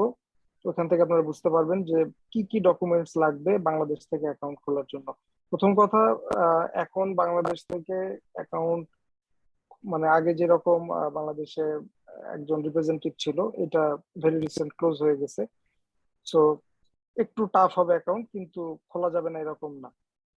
তো আমরা জিনিসগুলো সব দিয়ে দিব, যেই যে ডকুমেন্টস গুলো লাগবে। আচ্ছা ভাই, ইউএই থেকে করা যাবে অ্যাকাউন্ট? কোনো সমস্যা হবে কি? বুঝতে পারিনি আপনার কথা, ইউএই থেকে আপনি অ্যাকাউন্ট করবেন? হ্যাঁ, করা যাবে তো। তো এখানে কি বিজনেস শো করাইতে হবে এটার জন্য? এইটা আমাকে একটু দেখতে হবে, কিংবা আপনি চাইলে নিজে একটু দেখে নেন, কারণ আমি যেটা প্রসেসের কথা বলতেছি এটা শুধুমাত্র বাংলাদেশিদের জন্য। আমার আচ্ছা, ধারণা ইউএই থেকে আপনার অ্যাকাউন্ট করাটা অনেক ইজি হবে বাংলাদেশিদের তাই? থেকে। হ্যাঁ। হ্যাঁ, আসসালামু আলাইকুম। আচ্ছা ঠিক ওয়ালাইকুম আছে। আসসালাম। হ্যাঁ, কিছু কোশ্চেন ছিল এক দুইটা। হ্যাঁ হ্যাঁ। এটা হলো যে আমরা তো এই ইউএসএ যেহেতু অনেক saturated market, highly competition high, hmm, so hmm, একটা পরামর্শ ছিল যে সেকেন্ড জার্মানি এন্ড ইউরোপ। এখন আজকে তো একটু শোনার পরে আবার একটু চিন্তা চেঞ্জ হয়ে গেল আমাদের, যে ওইখানে কিরকম? আবার যেরকম ট্যাক্স ব্যাট নানান কিছু ঝামেলা চলে আসছে। হুম হুম তো এখন যেটা মাঝখানে একটা যে মার্কেটটা গ্রো করতেছে অস্ট্রেলিয়া, যেটার ব্যাপারে হুম মানে অনেকটাই আমরা যে এটাতে যাওয়াই যাবে না আসলে। হুম এখন ইউরোপের মার্কেট ইউএসএ যে অনেক হাই, সেই তুলনায় কি অস্ট্রেলিয়াতে কি নিউ স্টার্টাররা কি আসলে, ধরেন আমি আমার একটা অ্যাজাম্পশন বা বলতে পারেন, যেরকম ইউএসএ তে যেরকম আপনারা বলছেন বড় নিশ নিয়ে কাজ করা সো টাফ, তো হুম নেরো ডাউন করে নিচের দিকে যে দেখতে হবে, সেই তুলনায় কি অস্ট্রেলিয়াতে বড় নিশ নিয়ে কাজ করা আরো সহজ হওয়ার কথা, মানে যদি হুম ওটা একবারে নিউ বর্ন হয়ে থাকে, তাহলে হুম। কি আমাদের স্টার্টআপটা কি মানে ওখানে কি যাওয়াটা মানে কিনা যৌক্তিকতার মধ্যে পড়ে কিনা, নাকি নাকি আমরা ইউএসএ তে খুঁজে এরকম ভালো প্রোডাক্ট করতে পারবো? এটাই ওকে, question। আচ্ছা। অস্ট্রেলিয়া মার্কেটটাকে আমি ডিমোটিভেট করতেছি যে কারণে, মার্কেটটা খুব ছোট রাইট নাও, এখনো বড় হয় নাই। তো ওইখানে যদি আপনারা মুভ করতে চান, প্রথম অ্যামাজন সেলার হিসেবে মুভ করাটা টাফ হবে এই কারণে, কারণ ওইখানে আপনার মার্কেটটা রেডি হইতে যে সময়টুকু লাগবে, বা আপনার যেই নিশ টার্গেট করে আপনি প্রোডাক্টটা লঞ্চ করতেছেন ওই নিশটা রেডি হইতে, বা ওই নিশে মার্কেটে মানুষ আসার জন্য, কনজিউমার কাস্টমার আসার জন্য যে সময়টা লাগবে, এই সময়টা নর্মালি পারাটা টাফ হয়ে যাবে। আমার আইডিয়াতে 2 থেকে 3 বছরও লেগে যেতে পারে। আপনি কি ততদিন সার্ভাইভ করতে পারবেন? আশা করি না, আমি নিজেও হইলে পারবো না। একজন নতুন অ্যামাজন সেলার হিসেবে যদি আমি লঞ্চ করতে যাই, এটা আমার পক্ষে খুব টাফ হয়ে যাবে। সেই দিক থেকে ইউএস মার্কেটটা ইজি, জাস্ট ওই দিক থেকে। আবার ইউএস মার্কেটে আরেকটা সমস্যা হচ্ছে যে এখানে অনেক নিশ স্যাচুরেটেড হয়ে গেছে, কম্পিটিশন আছে। কিন্তু তারপরেও আমি বলবো ইউএস মার্কেটের জন্য আপনারা হ্যান্ডমেডের রিসার্চটা করে ফেলতে পারেন। হ্যান্ডমেডে এখন অপরচুনিটিস আছে, শুধু হ্যান্ডমেড না, হ্যান্ডমেড ছাড়াও আছে। বাকি থাকলো ইউরোপের মার্কেট। ইউরোপের মার্কেটটা ভালো এই কারণে, মার্কেটটা আগে অতটা অস্ট্রেলিয়া বা ধরেন যে ছোট যে সকল মার্কেট ছিল এরকমই ছিল, কিন্তু জিনিসটা আস্তে আস্তে আপরাইজিং, তার মানে মার্কেটটা রেডি হচ্ছে। সো অনেক ইউএস সেলার দেখবেন ইউরোপের মার্কেটেও লঞ্চ করে ফেলছে। এই দৃষ্টিকোণ থেকে ইউরোপ মার্কেটে লঞ্চ করাটা একটু বেটার। একটা কোশ্চেন, হ্যাঁ হ্যাঁ বলেন। সেটা হচ্ছে যে আমি ইউএস এর মার্কেটের জন্য ধরেন আমার ব্র্যান্ডটার জন্য আমি অ্যাপ্রুভাল নিলাম, মানে ট্রেডমার্ক বা ব্র্যান্ডের জন্য, তো এখন ওই ব্র্যান্ড দিয়েই কি আমি ইউকে মার্কেটে চালাইতে পারবো? ইনভ্যালিড হবে না। আচ্ছা, আবার নতুন করে ওইখানে লাগবে? রাইট, কারণ এই ট্রেডমার্ক জিনিসটা ভাইয়া পুরাটাই গভর্নমেন্টের। আচ্ছা আচ্ছা। দেখেন অ্যামাজনের শুধু ব্র্যান্ড রেজিস্ট্রেশন প্রসেসটা অ্যামাজনের, ওরা এটা একটা ধরেন একটা ফিল্ট্রেশন এর মতো করে রাখছে যে এটা একটা ব্র্যান্ড, এটা অ্যামাজনের ব্র্যান্ড। সো অ্যামাজনের যে সকল ব্র্যান্ড থাকে ওইটাকে ওরা ব্র্যান্ড বলতেছে, ওইটা একটা রেজিস্ট্রেশন প্রসেস ওরা দিয়ে রাখছে। সেই প্রসেসের মধ্যে একটা প্রিরিকুইজিট পার্ট হচ্ছে ট্রেডমার্ক। কিন্তু ট্রেডমার্কের সাথে অ্যামাজনের কিন্তু কোনো সম্পর্ক নাই, অ্যামাজন ট্রেডমার্ক হ্যান্ডেল করে না। ট্রেডমার্ক পুরোটা একটা গভর্নমেন্ট সার্ভিস থেকে আসে। সো ইউএস গভর্নমেন্টের রুলস রেগুলেশন একরকম হবে, ইউকো গভর্নমেন্টের রুলস রেগুলেশন ডিফারেন্ট হবে। সো দুইটার ট্রেডমার্কও আলাদা হবে, প্রসেসও ডিফারেন্ট হবে। আপনার কি ব্র্যান্ড রেজিস্ট্রেশনের জন্য কি ট্রেডমার্ক কি আসলে ভারত মানে মানে করতে হবে? ম্যান্ডেটরি।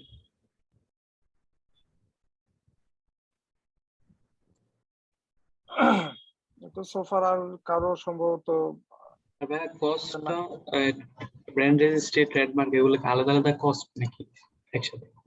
ব্র্যান্ড রেজিস্ট্রি একটা প্রসেস যেটা অ্যামাজনের মানে একটা ভিতর দিয়ে যাইতে হয় ড্যাশবোর্ডে করে, এটার জন্য কোনো খরচ লাগে না, খরচটা লাগে ট্রেডমার্কের জন্য। আচ্ছা, আর কারো কোনো কোশ্চেন থাকলে একটু আস্ক করে ফেলতে পারেন। ভাইয়া ইউএসএ তে মানে অ্যাকাউন্ট কিরকম নেয়, মানে কি আমরা যদি চাইলেই কি মানে অ্যাকাউন্ট পেয়ে যাবো, সেলার অ্যাকাউন্ট? না, চাইলেই সেলার অ্যাকাউন্ট পাবেন না, ওদের প্রসেসটা কমপ্লিট করতে হবে। প্রসেস তো অবশ্যই মানে মানে ইজি না, মানে না অনেক টাফ এটা বলতে। আর ইজিও না আবার অনেক টাফও না। এখানে যেটা হয় আমরা অনেক কিছু ওভারলুক করে যাই, যার কারণে আমরা বিপদে পড়ি। যেমন আপনি পাসপোর্ট করতে যাবেন, এনআইডির সাথে ওইটা মিলবে না, ওইটার সাথে এটা মিলবে না, ঠিক এই সেম জিনিসগুলো ওইখানে চলে আসবে। আপনার ব্যাংক অ্যাকাউন্ট, পেওনিয়ারের ব্যাংক অ্যাকাউন্ট, মানে ব্যাংক অ্যাকাউন্ট তো আপনার এই কি বলে ক্রেডিট কার্ডের জন্য লাগবে, সো পেওনিয়ার অ্যাকাউন্ট আপনার লাগবে। পেওনিয়ারের অ্যাড্রেসের সাথে আপনার পাসপোর্টের অ্যাড্রেসে মিল নাই, এই ধরনের অনেক জটিলতা থাকে। আপনার যখন রেসিডেন্সি ভ্যালিড করতে হবে তখন দেখবেন ওখানকার যে অ্যাড্রেস, সেই অ্যাড্রেসটা আপনার যে আপনি নিজে যে অ্যাড্রেসটা দিচ্ছেন এটার সাথে ম্যাচ করবে না। তো এই ছোট ছোট জিনিসগুলো ঠিক করলে আপনার অ্যাকাউন্টটা প্রসেসটা খুব ইজি হবে। মানে মানে যদি সব কিছু ঠিক থাকে তাহলে সেলার অ্যাকাউন্ট হবে, ফার্স্ট অ্যাকাউন্ট হবে। ভাইয়া ইউএস মার্কেট প্লেসের জন্য ওই আহসান হাবিব ভাইয়ার কোর্স ছিল 2017 সালে রিপ2 তে, ওই প্রসেসটাই কি আছে নাকি অনেক চেঞ্জ হয়েছে? না, চেঞ্জ হয়েছে ভাইয়া, চেঞ্জ হয়ে গেছে। এখন অ্যাকাউন্ট করার জন্য গত বছরেও ভিডিও ভেরিফিকেশন ছিল না, এখন এই একটা লেয়ার অ্যাড করা হয়েছে। হ্যাঁ, এখন আপনাকে শোনা একটা যাচ্ছে ভিডিও কলে জয়েন করতে হবে। এবার অ্যাকাউন্ট খোলার জন্য কি বা যে কোনো দরকারি কি পাসপোর্টের কোনো প্রয়োজন আছে না এনআইডি থাকলে? এটা আপডেটেড নিউজটা আমাকে একটু দেখে জানাতে হবে। এনআইডি দিয়ে সম্ভবত হবে না, সম্ভবত, আমি কনফার্ম করছি না, আমি সম্ভবত বলছি। আমি একটা গাইডলাইন দিয়ে দিব গ্রুপে যে অ্যাকাউন্ট খোলার জন্য লেটেস্ট কি কি ডকুমেন্টস প্রয়োজন। প্রসেসটা আপনারা অ্যামাজনে সার্চ দিলেই পাবেন। কি ডকুমেন্টস লাগবে এই জিনিসটার একটা ইনস্ট্রাকশন আমি গ্রুপে দিয়ে দিব। ইউএস মার্কেট প্লেসের জন্য দিবেন নাকি অন্যান্য রাইট, মার্কেট? ইউএস মার্কেট প্লেসের জন্য। আচ্ছা ভাই, ঠিক আছে। তো ভাই ক্রেডিট কার্ড কি ম্যান্ডেটরি? হ্যাঁ ভাই, কারণ ডিপোজিট মেথড হিসেবে এটা লাগবে। আপনি শুরুতেই অ্যাকাউন্ট করার পরে $40 চার্জ হবে। এই জি চার্জটা ভাইয়া। কোত্থেকে করবে? এই চার্জটা ক্রেডিট কার্ড থেকে করবে। তাহলে ভাইয়া তো ক্রেডিট সরকারি কার্ডে ব্যাংক থেকে এন্ডোর্স করতে হবে। ভাইয়া সরকারি ব্যাংক থেকে করলে কি হবে ক্রেডিট কার্ড, সোনালী ব্যাংক বা জনতা ব্যাংক থেকে? আপু প্রথম কথা হচ্ছে ক্রেডিট কার্ড লাগবে, not debit card. Number 2, endorsement দিয়ে হবে না। এন্ডোর্সমেন্ট যদি ক্রেডিট কার্ড ইউজ করার জন্য হয় সেটা ডিফারেন্ট ইস্যু। নাম্বার 3, ক্রেডিট কার্ডটা অবশ্যই ডুয়েল কারেন্সি হতে হবে, যেটাকে কোনো ব্যাংকে ইন্টারন্যাশনাল ক্রেডিট কার্ডও বলে। আর সরকারি ব্যাংকের ক্রেডিট কার্ড দিয়ে হবে কিনা এটা আমি গ্যারান্টি দিয়ে বলতে পারছি না, আপনাকে ইউজ করে দেখতে হবে। ইবিএল আর থেকে করে নিতে পারে। আচ্ছা ভাই, আর নরমালি যাদের অ্যাকাউন্ট হয়েছে তাদের সোফার অনেকেই সিটি ব্যাংকের এমএক্স কার্ড ইউজ করছে। আচ্ছা ভাইয়া, মানে আচ্ছা ভাই। মূল যে হ্যাঁ বলেন। সমস্যাটা, সেটা হচ্ছে মানে আমাদের তো $300 উপরে পেমেন্ট করা যায় না শুনেছি। তো এই ক্ষেত্রে হ্যাঁ, এখন পর্যন্ত আমি তাই জানি, এখনো মনে হয় ওটাই আছে লিমিটটা করা। ব্র্যান্ডের জন্য আমি $1000 বা $800 কিভাবে পে করবো? বা আমি এটা একটা গুড কোশ্চেন। এই পেমেন্টটা আপনি পেওনিয়ার কার্ড থাকলে আপনি এটা করে ফেলতে পারবেন। পেওনিয়ার অ্যাকাউন্ট আছে, কিন্তু সমস্যা হচ্ছে মানে ওই অ্যাকাউন্টে টাকা নাই, তো ওইখানে আবার নিতে হবে, কার্ড নিতে হবে, ওই ঢুকাতে মানে ইয়াতে। অন্য কারো ভাইয়া কার্ড দেখ, থেকে করা যাবে না? হ্যাঁ যাবে।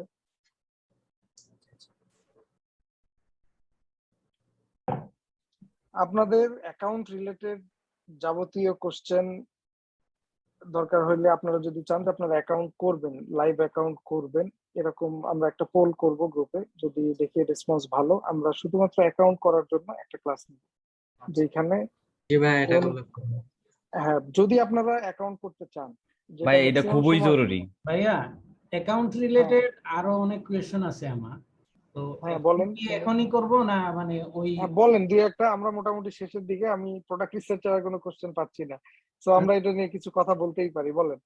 আচ্ছা, আমার একটা কোয়েশ্চেন আছে, যেমন আমার ভাই আমেরিকাতে থাকে, তো আমি চাচ্ছিলাম যে মানে কোনটা বেটার হবে, আমি বাংলাদেশ থেকে অ্যাকাউন্ট করলে বেটার হবে না আমেরিকা থেকে আমি এটা করব, অ্যাকাউন্টটা করব? আমার সাজেশন, যদি আপনার সেরকম অপশন থাকে আপনি আমেরিকা থেকে অ্যাকাউন্টটা করেন, খুব ইজিলি এটা হয়ে যাবে।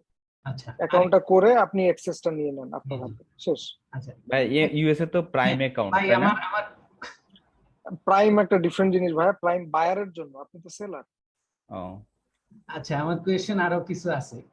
আমি মার্চ বাই আমাজনের কাজ করি। একটু একটা সেকেন্ড, এখানে এনায়েত, আপনি এনায়েত ভাই একটা কোশ্চেন করে রাখছে, পিওনিয়ার অ্যাকাউন্ট পাসপোর্টের সাথে মিল রাখতে হবে কিনা। নাম আর অ্যাড্রেসটা মোস্ট প্রবাবলি মিল রাখতে হবে। আমি কনফার্ম না, আমি ওই ইনস্ট্রাকশন ফাইলে এটা উল্লেখ করে দিব যে কোন কোন জায়গায় ম্যাচিং থাকতে হয়, এবং এটা খুব মানে লেটার বাই লেটার ফলো করতে হয়। সো টেনশন করার দরকার নাই এনায়েত ভাই, আমি এটার একটা ইনস্ট্রাকশন দিয়ে দিব। হ্যাঁ ভাই বলেন। আচ্ছা, তো আমার মার্চ বাই অ্যামাজনে অ্যাকাউন্ট আছে, আমি তো এটা কাজ করি। তো এখন দেখা গেছে যে আমি যদি আমার ভাইয়ের অ্যাকাউন্টটা ইয়ে করি, এখান থেকে চালাই, তো সেম কম্পিউটার থেকে যদি আমার ওই এফবি এর ইয়েটা করে ডিফারেন্ট অ্যাকাউন্ট, এখানে কি কোনো প্রবলেম হবে আমার? এইখানে সোফার আমরা যে জিনিসটা দেখতে পাইছি সেটা হচ্ছে যে যেই পিসি থেকে অ্যাকাউন্টটা করা, জি, মানে অ্যাকাউন্টটা ক্রিয়েট করা, সেলার অ্যাকাউন্টটা, সেই ক্রিডেনশিয়াল দিয়ে অন্য পিসি থেকে অ্যাকাউন্টটাতে লগ ইন না করাই বেটার। এটা খুবই সেফ সাইডে থাকা হয়, কারণ এমনও দেখা গেছে যে আইপি অ্যাড্রেস তো ম্যাচ করেই, সাথে ম্যাক অ্যাড্রেস পর্যন্ত তারা ম্যাচ করে দেখে। সো আপনি, আপনার জন্য তো একটা অন্য অপশন আছে, আপনি জাস্ট একটা নতুন একটা ইমেল খুলে সেই ইমেলটাতে আপনি ফুল অ্যাকাউন্ট পারমিশন দিয়ে নিলেন, আপনার তো প্রাইমারি যেই মানে ক্রিডেনশিয়াল যেটা দিয়ে অ্যাকাউন্ট খোলা হয়েছিল সেটা ইউজ করার দরকারই নেই। সো সেটা দিয়ে আপনি পৃথিবীর যে কোনো প্রান্ত থেকে অ্যাক্সেস করেন, কোনো সমস্যা নেই। মানে আমি আসলে সোজা বাংলা করে বলি ভাইয়া, আপনি ধরেন আপনার নাম এবিসিডি, কথার কথা, আপনার নামটা কি ভাইয়া? মুস্তফা। মোস্তফা। তো আপনি একটা অ্যাকাউন্ট করলেন মোস্তফা@gmail.com দিয়ে, সাথে একটা পাসওয়ার্ড সেট করলেন, সো আপনি ওইটা শুধুমাত্র যেই পিসি থেকে অ্যাকাউন্টটা করছেন ওইটা ছাড়া অন্য কোথাও আর আপনি ইউজ করবেন না, ওইটা দিয়ে লগ ইন হবেন করবেন না। আপনি নতুন একটা ইমেল ইউজ করলেন mustafa2022@gmail.com। এই ইমেইলে মানে এই অ্যাকাউন্টে আপনি পুরো যে আপনার প্রাইমারি যে অ্যাকাউন্টটা ছিল ওটা পুরো অ্যাক্সেস দিয়ে দিলেন। সো আপনি পরের ক্রিডেন্সিয়াল দিয়ে লগ ইন করেন পৃথিবীর যে কোনো জায়গা থেকে, কোনো সমস্যা নেই। বুঝতে পারছেন? না ভাই ভাই কোশ্চেন ওটা কি ভাই আমি পরে আবার আমরা কি করবো ভাই? না আচ্ছা ভাই, আচ্ছা সেম সেম প্রশ্নটা আমারও আছে, আমারও সেম সমস্যা, আমিও মার্চ বাই অ্যামাজনে কাজ করি। আমাদের প্রশ্নটা হচ্ছে আমরা মার্চ বাই অ্যামাজনে কাজ করতেছি, একটা অ্যাকাউন্ট আছে আমাদের amazon.com A, account log in করার পরে মার্চ বাই অ্যামাজনের এইটা বায়ার থ্রুতে অ্যাকাউন্ট। amazon.com এ যদি আপনার কোনো অ্যাকাউন্ট করা থাকে এটা বায়ার অ্যাকাউন্ট, নট সেলার। ধরেন এবং আমার একটা বায়ার অ্যাকাউন্ট হ্যাঁ করা আছে, এখন সেম হ্যাঁ পিসিতেই আরেকটা আমরা যদি সেলার সেন্টারে অ্যাকাউন্ট করি, এই সেম অ্যাকাউন্টটা কিন্তু মার্চ বাই amazon.com এ লগ ইন হয়। সেই ক্ষেত্রে কি মানে একই পিসিতে দুইটা অ্যাকাউন্ট লগ ইন করার কোনো ইস্যু আছে কিনা, ওইটাই জানতে ভাইয়া চাচ্ছি। এইটাই আমি ক্লিয়ার করতেছি। amazon.com এ যদি আপনারা লগ ইন করেন এটা তো একটা বায়ার অ্যাকাউন্ট, তাই না? এই যে আমার amazon.com খোলা, আমি যদি এখানে হ্যাঁ এখানে যদি আমার লগ ইন করাই আছে, আমার জি নাম শো বুঝছি। করতেছে, এটা একটা বায়ার অ্যাকাউন্ট। তো জি। এইটার সাথে সেলার অ্যাকাউন্টের তো সম্পর্ক নাই। তো আপনি ও এক তার মার্জ বাই কারণ দুইটা ডিফারেন্ট জিনিস না, তার মানে আমরা সেলার সেন্ট্রাল অ্যাকাউন্টটাই আলাদা আমরা ইউজ করতে পুরোটাই পারবো। ডিফারেন্ট, আলাদা পুরোটাই ডিফারেন্ট। একই মেইল দিয়ে করতে পারবো। না, একই ইমেল দা ভাই হবে না, একই ইমেল দা তো আমরা অলরেডি একটা অ্যাকাউন্ট। একই ইমেল দিয়ে না করাটাই বেটার। জি জি জি বুঝছি ভাই। আরো কিছু আমার ইয়ে করে আছে, বলেন বলেন যেমন বলেন। ভার্চুয়াল অ্যাসিস্ট্যান্ট যেটা আমরা ওই বিভিন্ন গ্রুপে দেখি, এটা সম্পর্কে আমার আসলে কোনো ধারণা নেই, জাস্ট শাব্দিক যে অর্থ দিয়ে যা বোঝায় এটাই বুঝি আর কি। তো ভার্চুয়াল অ্যাসিস্ট্যান্ট অনেকেই বলে, যেমন আমার তো ভাইয়ের যে অ্যাকাউন্ট আছে, অ্যাকাউন্ট করব যেটা আমাজনে, ওইখানে কি ভার্চুয়াল অ্যাসিস্ট্যান্ট এরকম কোনো অপশন আছে কিনা, দেয়া যায় কিনা অ্যাক্সেস? ভার্চুয়াল অ্যাসিস্ট্যান্ট মানে আপনি এটা তো একটা টাইপ অফ কাজ, তাই না? ভার্চুয়াল অ্যাসিস্ট্যান্ট আপনি আচ্ছা আপনার ভার্চুয়াল অ্যাসিস্ট্যান্ট হিসেবে কাউকে রিক্রুট করতে পারেন, আপনি নিজে অ্যাজ এ ভার্চুয়াল অ্যাসিস্ট্যান্ট হিসেবে কারো কাজ করে দিতে পারেন। আচ্ছা। এটার সাথে এটার কানেকশনটা আমি বুঝতে পারলাম না। না ওই যে আছে না, যেমন ফেসবুকের যে গ্রুপের যে মেইন অ্যাডমিন, যে উনি আবার ইয়ে করে দেয় ওই কি বলে? মানে আপনার অ্যাকাউন্টটা যদি আপনি ধরেন কোনো একটা আপনি লিস্টিং নিজে করবেন না, আপনি কাউকে দিয়ে করাবেন, জি জি জি ফাইবার হোক কোনো জায়গা থেকে হোক আপনি করাবেন। সো জি। তার একটা amazon.com অ্যাকাউন্ট থাকবে, জাস্ট বায়ার অ্যাকাউন্ট, সেই অ্যাকাউন্টটাতে আপনি অ্যাক্সেস দিয়ে দিবেন আপনার সেলার অ্যাকাউন্টকে, আচ্ছা যাতে সে সেলার অ্যাকাউন্টে ঢুকে আপনার লিস্টিংটা করে দিতে পারে। সে তখন আপনার একজন ভার্চুয়াল অ্যাসিস্ট্যান্ট হিসেবে কাজ করবে। কিন্তু তাইলে তো এরকমই মানে আমার ভাইয়ের অ্যাকাউন্ট থেকে এরকম একটা অ্যাক্সেস, যে কোনো একটা ইমেল দিয়ে আমি অ্যাক্সেস নিয়ে নিলাম তো? নিতে পারবেন, হ্যাঁ আমি সেটার কথাই বলতেছি, আপনি নিতে পারবেন। আচ্ছা আচ্ছা। আর আরেকটা আসসালামু ব্যাপার আলাইকুম। ভাই, ওই যে ড্রপ শিপিং এর যে ইয়েগুলা মানে ওই যেগুলা দেখি আমরা, মানে ওয়ালমার্ট টু আমাজন বা এইগুলার ব্যাপারে কোনো কি ধারণা বা কোনো? না না, আমার এই ব্যাপারে কোনো রূপ আইডিয়া নাই, আমি আচ্ছা ড্রপশিপ করি না। ইফতেখার ভাই, আমার একটা কোশ্চেন ছিল। শিওর শিওর ভাইয়া। ভাই আমার অ্যামাজনে সেলার অ্যাকাউন্ট আছে, আমি অস্ট্রেলিয়ায় মার্কেট প্লেসে বলা চলে যে ক্রিয়েট করেছিলাম। তো আজকে আমি আবার অ্যামাজন ইউএসএ ওখানে স্টোর ক্রিয়েট করি, সেখানে আমার এখান থেকে আমার ক্রেডিট কার্ড থেকে 10 সেন্ট করে 3বার কাটা হয়েছে, সে হচ্ছে জেপিতে, তারপর ইউকে অ্যান্ড ইউএস। এই কাটার পর আমাকে একটা তারা 3টা মার্কেট থেকে আমাকে 3টা মেল করেছে, সেটা হচ্ছে যে আমাকে ভেরিফাই করতে বলতেছে যে আমি এই পেমেন্ট যেটা দিয়ে পেমেন্ট করেছি এটার ওনার কিনা। ইভেন তারা আমাকে বলেছে যে আপনার এই 3টা অ্যাকাউন্ট মানে পার্মানেন্টলি ক্লোজ না, জাস্ট ডিসঅ্যাক্টিভ করে রেখেছে, জাস্ট ভেরিফাই করার পরেই আমাকে তারা ওপেন করে দিবে।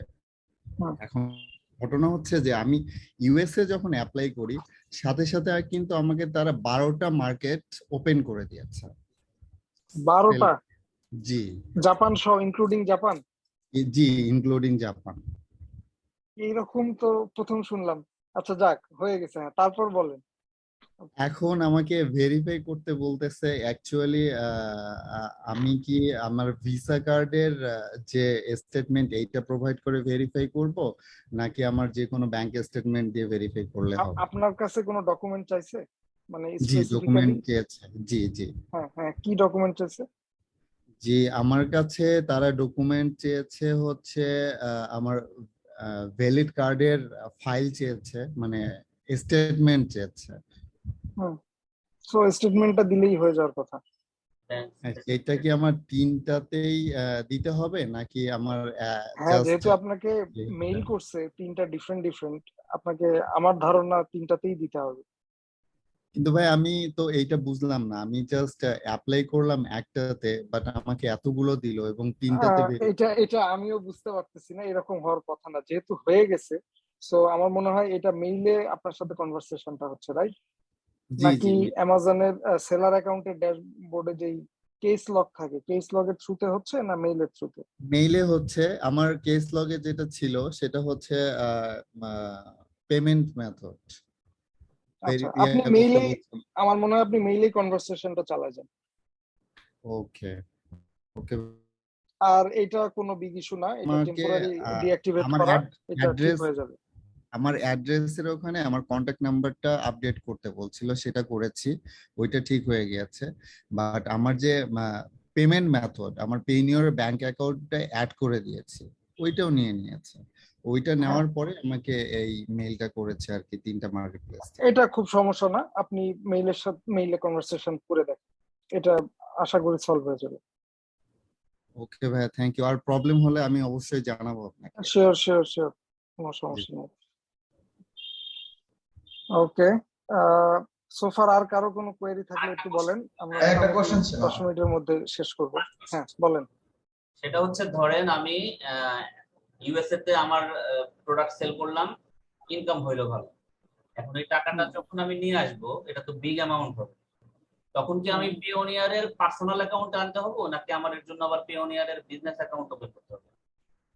আপনার সেলার সেন্ট্রালে বা সেলার অ্যাকাউন্টটা যদি ইন্ডিভিজুয়াল হয়, তাহলে আপনি পিওনিয়ারের ইন্ডিভিজুয়াল অ্যাকাউন্ট দিয়ে সেটা নিয়ে আসতে পারবেন।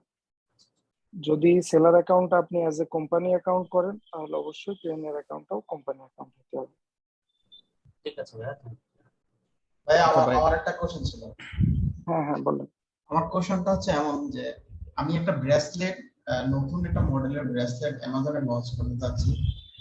দেখা যাচ্ছে যে আপনার অ্যামাজনে 100-এর উপর সেলার আছে যারা ব্রেসলেট সেল করতেছে, এবং অনেক মডেলেরই আপনার ব্রেসলেট আছে, বাট আমারটা হচ্ছে নতুন। এখন এই ক্ষেত্রে আমি মার্কেটটা কিভাবে রিসার্চ করব? নতুন জিনিস সেল করার সাহস করা অবশ্যই ভালো, আমি আপনাকে মানে বাহবাই দিচ্ছি, কিন্তু আপনার ব্রেসলেটটা না দেখে আসলে এটা বলা সম্ভব না। সেটা যদি আসলে মার্কেটে জি, মানে আপনি ব্রেসলেটটা যদি এরকম হয় যে আপনার কাছে আছে বা আপনার কাছে সোর্সিংটা খুব ইজি, এই জন্য আপনি এটা লঞ্চ করতে যাচ্ছেন, তাহলে ডিফারেন্ট ইস্যু। যদি এরকম হয় মার্কেট থেকে আইডিয়া নিয়ে আপনি ব্রেসলেটটা লঞ্চ করতেছেন, সেটার স্ট্র্যাটেজি ডিফারেন্ট হবে। আমি আসলে প্রোডাক্টটা খুব সহজে সোর্সিং করতে পারবো, এবং প্রোডাক্ট সম্পর্কে আইডিয়া আছে আমার কাছে, হাতেও আছে স্টক, আমি স্যাম্পলটাও আছে আমার কাছে। বাট এখন এই ক্ষেত্রে আমি কিভাবে কি করব? এই ক্ষেত্রে আপনার ব্রেসলেটটা খুব সিম্পল না, আপনার ব্রেসলেটটা যদি মেটাল হয় তাহলে মেটাল ব্রেসলেট গুলো নিয়ে কাজ করতে হবে। আপনার ব্রেসলেটটা যদি স্টোনের হয়, স্টোনের ব্রেসলেট নিয়ে কাজ করতে হবে। আপনার ব্রেসলেটটা যদি উডেন হয়, উডেন ব্রেসলেট নিয়ে কাজ করতে হবে। এইভাবে আপনি রিসার্চ করবেন। আচ্ছা হ্যাঁ ভাই, আমি একটা নেক্সট কি? স্ক্রিনশট দিয়েছি, একটু চেক করে দেখবেন। ওকে ওকে, আমি দেখছি। হ্যাঁ বলেন, আর কারো কোনো কোয়েরি থাকলে কাইন্ডলি একটু বলে ফেলেন, আমরা মোটামুটি 9:30-এ ক্লোজ করে ফেলবো। ভাইয়া তাহলে আমরা অ্যাকাউন্ট ক্রিয়েশনের জন্য যদি প্রস্তুতি নেই, সেই ক্ষেত্রে ব্র্যান্ড নেম একটা বিষয়। আমরা যদি ব্র্যান্ড নেম চয়েস করি, সেই ক্ষেত্রে ব্র্যান্ড নেমটা আছে কিনা বা ট্রেডমার্ক আছে কিনা, এটা আমরা অ্যাপ্রুভাল পাবো কিনা, এই বিষয়টা কেমনে ক্লিয়ার হবো? অ্যাপ্রুভাল পাবেন কিনা এটা বলা যাবে না, জাস্ট ট্রেডমার্ক কার কার আছে এটা দেখা যাবে। এই বুঝতে পারছেন? আমাদের পরবর্তী স্টেপ কি হবে? আচ্ছা, আমাদের পরবর্তী স্টেপ মানে কি, এর পরের ক্লাসটা কিসের কোন টপিকের উপরে হবে এটার কথা বলছেন? জি জি। আচ্ছা, এরপরের টপিক নর্মালি অ্যাকাউন্ট ক্রিয়েশন হওয়ার কথা। সো আপনারা যদি রেসপন্স ভালো থাকে, আপনারা যদি চান যে অ্যাকাউন্ট ক্রিয়েশন নিয়ে একটা ক্লাস হোক, আমি ডেফিনেটলি একটা ক্লাস মানে একটা শিডিউল করে দিব। ওইখানে অ্যাকাউন্ট রিলেটেড যাবতীয় কোশ্চেন করা যাবে, এবং আপনারা চাইলে আমরা একটা লাইভ সেশনও করতে পারি যেখানে লাইভ অ্যাকাউন্ট করা হবে, এইরকম মানে প্রসেসটা স্টার্ট করা হবে, এটাও করা যাবে। ভাই আসলে সবাই তো আর অ্যাকাউন্ট করতে চাচ্ছে না, বা হয়তো একজন কি দুজন করবে, বাট সবাই হ্যাঁ, দেখবে আর কি প্রসেসটা কি। ওকে ওকে। সো ভাইয়া, যারা যেই একজন দুইজন করবে ওইটাই আমরা স্ক্রিন শেয়ারে দেখলাম, সমস্যা নাই তো। জি ভাই জি। অ্যাকাউন্টটা কি ওই যে ইয়ার পরে করবো না আগেই করা যাবে? মানে করা তো যাবে যে কোনো সময়, মানে আমাদেরকে প্রোডাক্ট রিসার্চ তারপরে সোর্সিং সব শেষ করে করা লাগবে, নাকি না আগেও করে এই রাখা যায়? এইটা দেখেন, এই কোশ্চেনটার উত্তর খুবই লজিক্যাল। সেটা হচ্ছে যে অ্যাকাউন্টটা করলে, যদি অ্যাকাউন্টটা পুরোপুরি অ্যাক্টিভ হয়ে যায়, আপনার সাথে সাথে $40 চার্জ করবে। সো এই $40 সম্ভবত চেঞ্জও হয়ে থাকতে পারে, আমি সঠিক জানি না। সো আমার সাজেশন হচ্ছে প্রোডাক্ট রিসার্চ ঠিক হয়ে গেলে, প্রোডাক্ট ফাইনালাইজেশন হইলে আপনার অ্যাকাউন্টটা করাটা বেটার। আপনি চাইলে আগেও করতে পারেন। এটা কি মান্থলি $40 নাকি একদম? Right, monthly. আমার মনে হয় প্রোডাক্ট রিসার্চটা মানে সিলেকশনটা ফাইনাল হয়ে গেলে তারপর করাটা বেটার হবে। ফাইনাল হয়ে যাওয়ার পরেই করা রাইট রাইট। সো এইখানে একটা এক্সেমশন থাকার কথা, আমি এই লেটেস্ট ইয়েটা একটু জেনে তারপর বলতে পারবো। সম্ভবত এই $40টা ওয়েভ করা হয়েছে আনটিল আপনি একটা প্রোডাক্ট লঞ্চ করতেছেন। যদি এইরকম হয়ে থাকে তাহলে আপনার অ্যাকাউন্ট আগেও করতে পারেন। তারপরেও আমি বলবো প্রোডাক্ট রিসার্চ ফাইনালাইজ করার পরেই অ্যাকাউন্টটা করা উচিত, কারণ অ্যাকাউন্টটা শুধু শুধু করে আপনি ফেলে রাখতে হবে, কোনো দরকার নেই আসলে। জিনিসটা এরকম না যে আপনার একটা অ্যামাজন অ্যাকাউন্ট থাকলে আপনার সাথে এক্সট্রা কিছু অ্যাড হচ্ছে। প্রোডাক্ট রিসার্চ প্লাস সাপ্লায়ারের সাথে কথা বলার পরে প্রোডাক্ট রিসার্চ করে ফাইনাল করলেন যে আপনি এই প্রোডাক্টটা লঞ্চ করবেন, তখনই প্রসেসটা স্টার্ট করেন। এইদিকে অ্যাকাউন্টটাও রেডি হইতে থাকলো, আপনি সাপ্লায়ারের সাথে কথা বলে ব্র্যান্ড নেম লোগো প্যাকেজিং সবকিছু রেডি করে ফেললেন, অ্যাকাউন্টটাও ক্রিয়েট হয়ে গেল, আপনি শিপমেন্ট ক্রিয়েট করে প্রোডাক্টটা পাঠান দিলেন। আরেকটা কোশ্চেন, সেটা হচ্ছে আমি প্রোডাক্ট যখন ফাইনালাইজ করে ফেলবো আমি কি একটা স্যাম্পল অর্ডার দিয়ে দিব? মানে আমার এখানে অবশ্যই আপনি একটা স্যাম্পল অর্ডার করবেন। স্যাম্পল কি ভাইয়া বাংলাদেশে আনা জরুরি? এই যে ভাই, এই কোশ্চেনটা তো মানে একটু অন্যরকম হয়ে গেল না। আপনি একটা প্রোডাক্ট বিক্রি করবেন, আপনি দেখবেন না প্রোডাক্টটা কেমন? ভাই আমি একটা এই বিষয়টা কোশ্চেন করতে চাই। নরমালি ফার্স্টে আমি একটা স্যাম্পল আনলাম, স্যাম্পলটা ঠিক আছে, বাট আমি এই স্যাম্পল অনুযায়ী অ্যামাজনে একটা শিপমেন্ট করলাম। আমার যখন ওই প্রোডাক্টটা শেষ হয়ে আসছিল, তখন আমি আমার সেলারকে বললাম যে তুমি আমাকে প্রোডাক্ট বানাই দাও। ওই ক্ষেত্রে যদি ওই জায়গায় যদি সে প্রোডাক্টের কোয়ালিটিতে যদি কিছু 19-20 করে, এই জিনিসটা নিয়ে কিভাবে কাজ করে? এই জিনিসটা নিয়ে আপনার সাপ্লাই রিসার্চ ক্লাসে আপনারা অনেক কিছু জানতে পারবেন। তার আগে একটু বলি, ওইখানে মানে কি বলে, এই জিনিসটার নামটা আমি ভুলে গেছি, অডিট সম্ভবত না, মানে আপনার প্রোডাক্ট রেডি হওয়ার পরে এটা চেক করার জন্য কিছু এজেন্সি আছে, তারা আপনার প্রোডাক্টের এই অডিটটা করে দিবে যে আপনি যেটা অর্ডার করছেন ওই জিনিসগুলো ওইখানে আছে কিনা। এর জন্য ওরা চার্জ করে। নর্মালি আলিবাবায় এই জিনিসটা হয় না, কারণ এখানে ট্রেড অ্যাসুরেন্স থাকে। সো কোনো সেলার যদি আলিবাবাতে এই কাজ করে তাদের পেনাল্টি হয়, নর্মালি এরকম হয় না। ভাই আপনি এই যে তো তাহলে ভাইয়া ঠিক বলছে, রাসেল খান কিউসি, রাইট, কিউসির অনেক এজেন্সি আছে যারা কোয়ালিটিটা চেক করে দেয়। না ভাই, আপনি মানে চায়নাতে সাপ্লায়ারের বিষয়ে 1688 এর মনে সম্ভবত নাম জানেন। হুম। আমি আসলে ওইখান থেকে আসলে বাংলাদেশের প্রোডাক্ট সোর্সিং করি, তো ওরা আসলে প্রায় সময় এই জিনিসটা করে।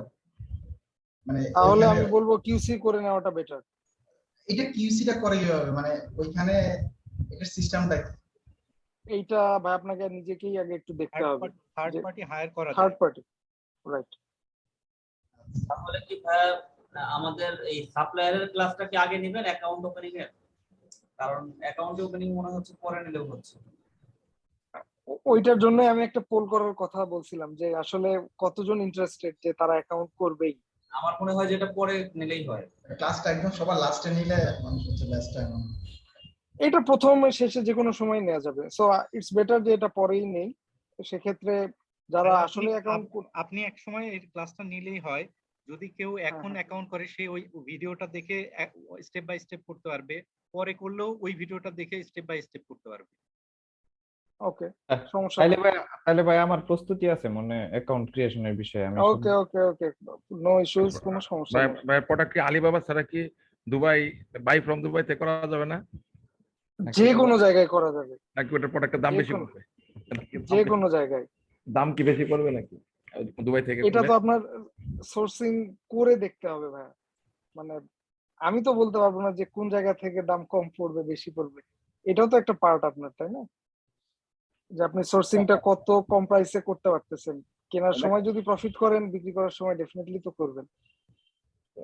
আরেকটা কোশ্চেন ছিল যে আমরা তো আসলে প্রোডাক্ট রিসার্চটা অ্যামাজনের ভিতরেই সীমাবদ্ধ রাখছি। এখন এমন কি হতে পারে না যে আমি আলি এক্সপ্রেস বা আলিবাবাতে গেলাম, গিয়ে দেখলাম একটা প্রোডাক্ট, ওইটার সম্পর্কে আইডিয়া নিলাম, দেখলাম, তারপর আবার অ্যামাজনে ফিরে এসে দেখলাম যে এটা এই প্রোডাক্টটার আপডেটটা কি আসছে, মানে সেলাররা কেমন সেল করতে পারতেছে, এরকম কি করা ঠিক না? অবশ্যই করা যাবে, এবং আপনি এটা একটা স্ট্র্যাটেজিও হইতে পারে যে আলিবাবাতে তো দেখা যাচ্ছে যে ডে বাই ডে প্রত্যেকদিন নতুন নতুন প্রোডাক্ট অ্যাড হয়। তো সেই প্রোডাক্ট গুলা অ্যামাজনে বিক্রি কেউ করে কিনা, যদি করেও থাকে, মার্কেটটা যদি ছোট, মানে সেলার কম থাকে, আপনি অবশ্যই একটা প্রোডাক্ট রিসার্চ করে ফেলতে পারেন। তো আরেকটা কোশ্চেন, একটা প্রোডাক্ট, একটা ব্রেসলেট একটা সেলার সেল করে আপনার হচ্ছে $18, আমি লিংকটা শেয়ার করতেছি না। এখন আমি দেখছি যে এটা যদি আমি অ্যামাজনে সেল করি, আপনার $17 যদি সেল করি, আমার $3 থেকে $3.5 প্রফিট থাকবে। মানে সব কস্টিং সহ, তারপর অ্যাড সহ সবকিছু বাদ দিয়েও $3.5 থাকবে। এই ক্ষেত্রে কি ওই প্রোডাক্টটা যাওয়া উচিত কিনা, ওই ব্রেসলেটটা? আপনার শুধুমাত্র এই কথার বেসিসেই তো যাওয়া উচিত। এখন আমি তো পুরো ব্যাপারটা জানি না যে আমি আসলে এই জিনিসটা শেয়ার করতাম, বাট আমি ডাটাটা কালেক্ট করি নাই, এই জন্য আমি করছি। সো আপনি আগে ডেটাটা নেন, ডেটা দেখে কথা বলতে পারলে আমার আমি ডেটা সবকিছু দেখছি, আমি ওর সবকিছু দেখছি, বাট আমি এন্ট্রি করি নাই আর কি কোনো কিছু। মানে ওই রকম ইয়াতে এরকম প্রফিটে যাওয়া ঠিক কিনা? হ্যাঁ হ্যাঁ, আপনার যদি এইরকম থাকে যে সার্চ ভলিউম অনেক বেশি এবং আপনি কনফিডেন্ট যে মোটামুটি, দেখেন যে $10 প্রফিটে পার ডে 3টা সেল করার থেকে $3 প্রফিটে 10টা সেল করা কিন্তু বেটার। কারণ এক্ষেত্রে আপনার অনেক কিছুই সেফে থাকতেছেন, আপনার ইনিশিয়াল ইনভেস্টমেন্ট কম হবে, অনেক দিক থেকেই তো আপনি সেফ জোনে থাকবেন। সো এটা করা যেতেই পারে। আচ্ছা ঠিক আছে, ওকে, সোফার আমরা মোটামুটি শেষ। আর নেক্সট ক্লাস তাহলে আমরা আমি একটা পোল করেই দেই যে আপনারা অ্যাকাউন্ট ওপেনিং এর নিয়ে মানে কতটা সিরিয়াস, সো ওইটার বেসিসে আমরা একটা ক্লাস হয়তো নিয়ে ফেলবো। এই তো। আর প্রোডাক্ট রিসার্চ ভাই একটা কন্টিনিউ প্রসেস, এটা মানে যতক্ষণ পর্যন্ত না আপনি স্যাটিসফাইড হচ্ছেন আপনার নিজের ডেটা নিয়ে, ততক্ষণ পর্যন্ত প্রোডাক্ট লঞ্চ না করাটাই বেটার হবে। কারণ একবার লঞ্চ করে ফেললে যদি ভুল প্রোডাক্ট হয়, সেটা আপনাকে পুরো জার্নিটাতে অনেক ভোগাবে। সো মানে এই জিনিসটা একটু মেনটেন করে প্রোডাক্ট রিসার্চটা করেন। এবং আবারও বলি, ইউএস মার্কেটে যদি প্রোডাক্ট রিসার্চ করেন, আপনারা চেষ্টা করেন হ্যান্ডমেড থেকে প্রোডাক্ট পাওয়া যায় কিনা। যদি না পাওয়া যায়, আমার ধারণা পাওয়া যাওয়ার কথা, সো অন্য ক্যাটাগরিও আছে, সেখান থেকেও করেন। আর যদি আরেকটু বেশি একটু হ্যাসেল নিতে চান বা একটু বেশি সিরিয়াস হন, ইউরোপ মার্কেট ওপেন, কোনো সমস্যা নাই। আর এই তো। সো থ্যাংক ইউ এভরিওয়ান, ভালো থাকবেন সবাই। জি, আসসালামু আলাইকুম। ওয়ালাইকুম আসসালাম।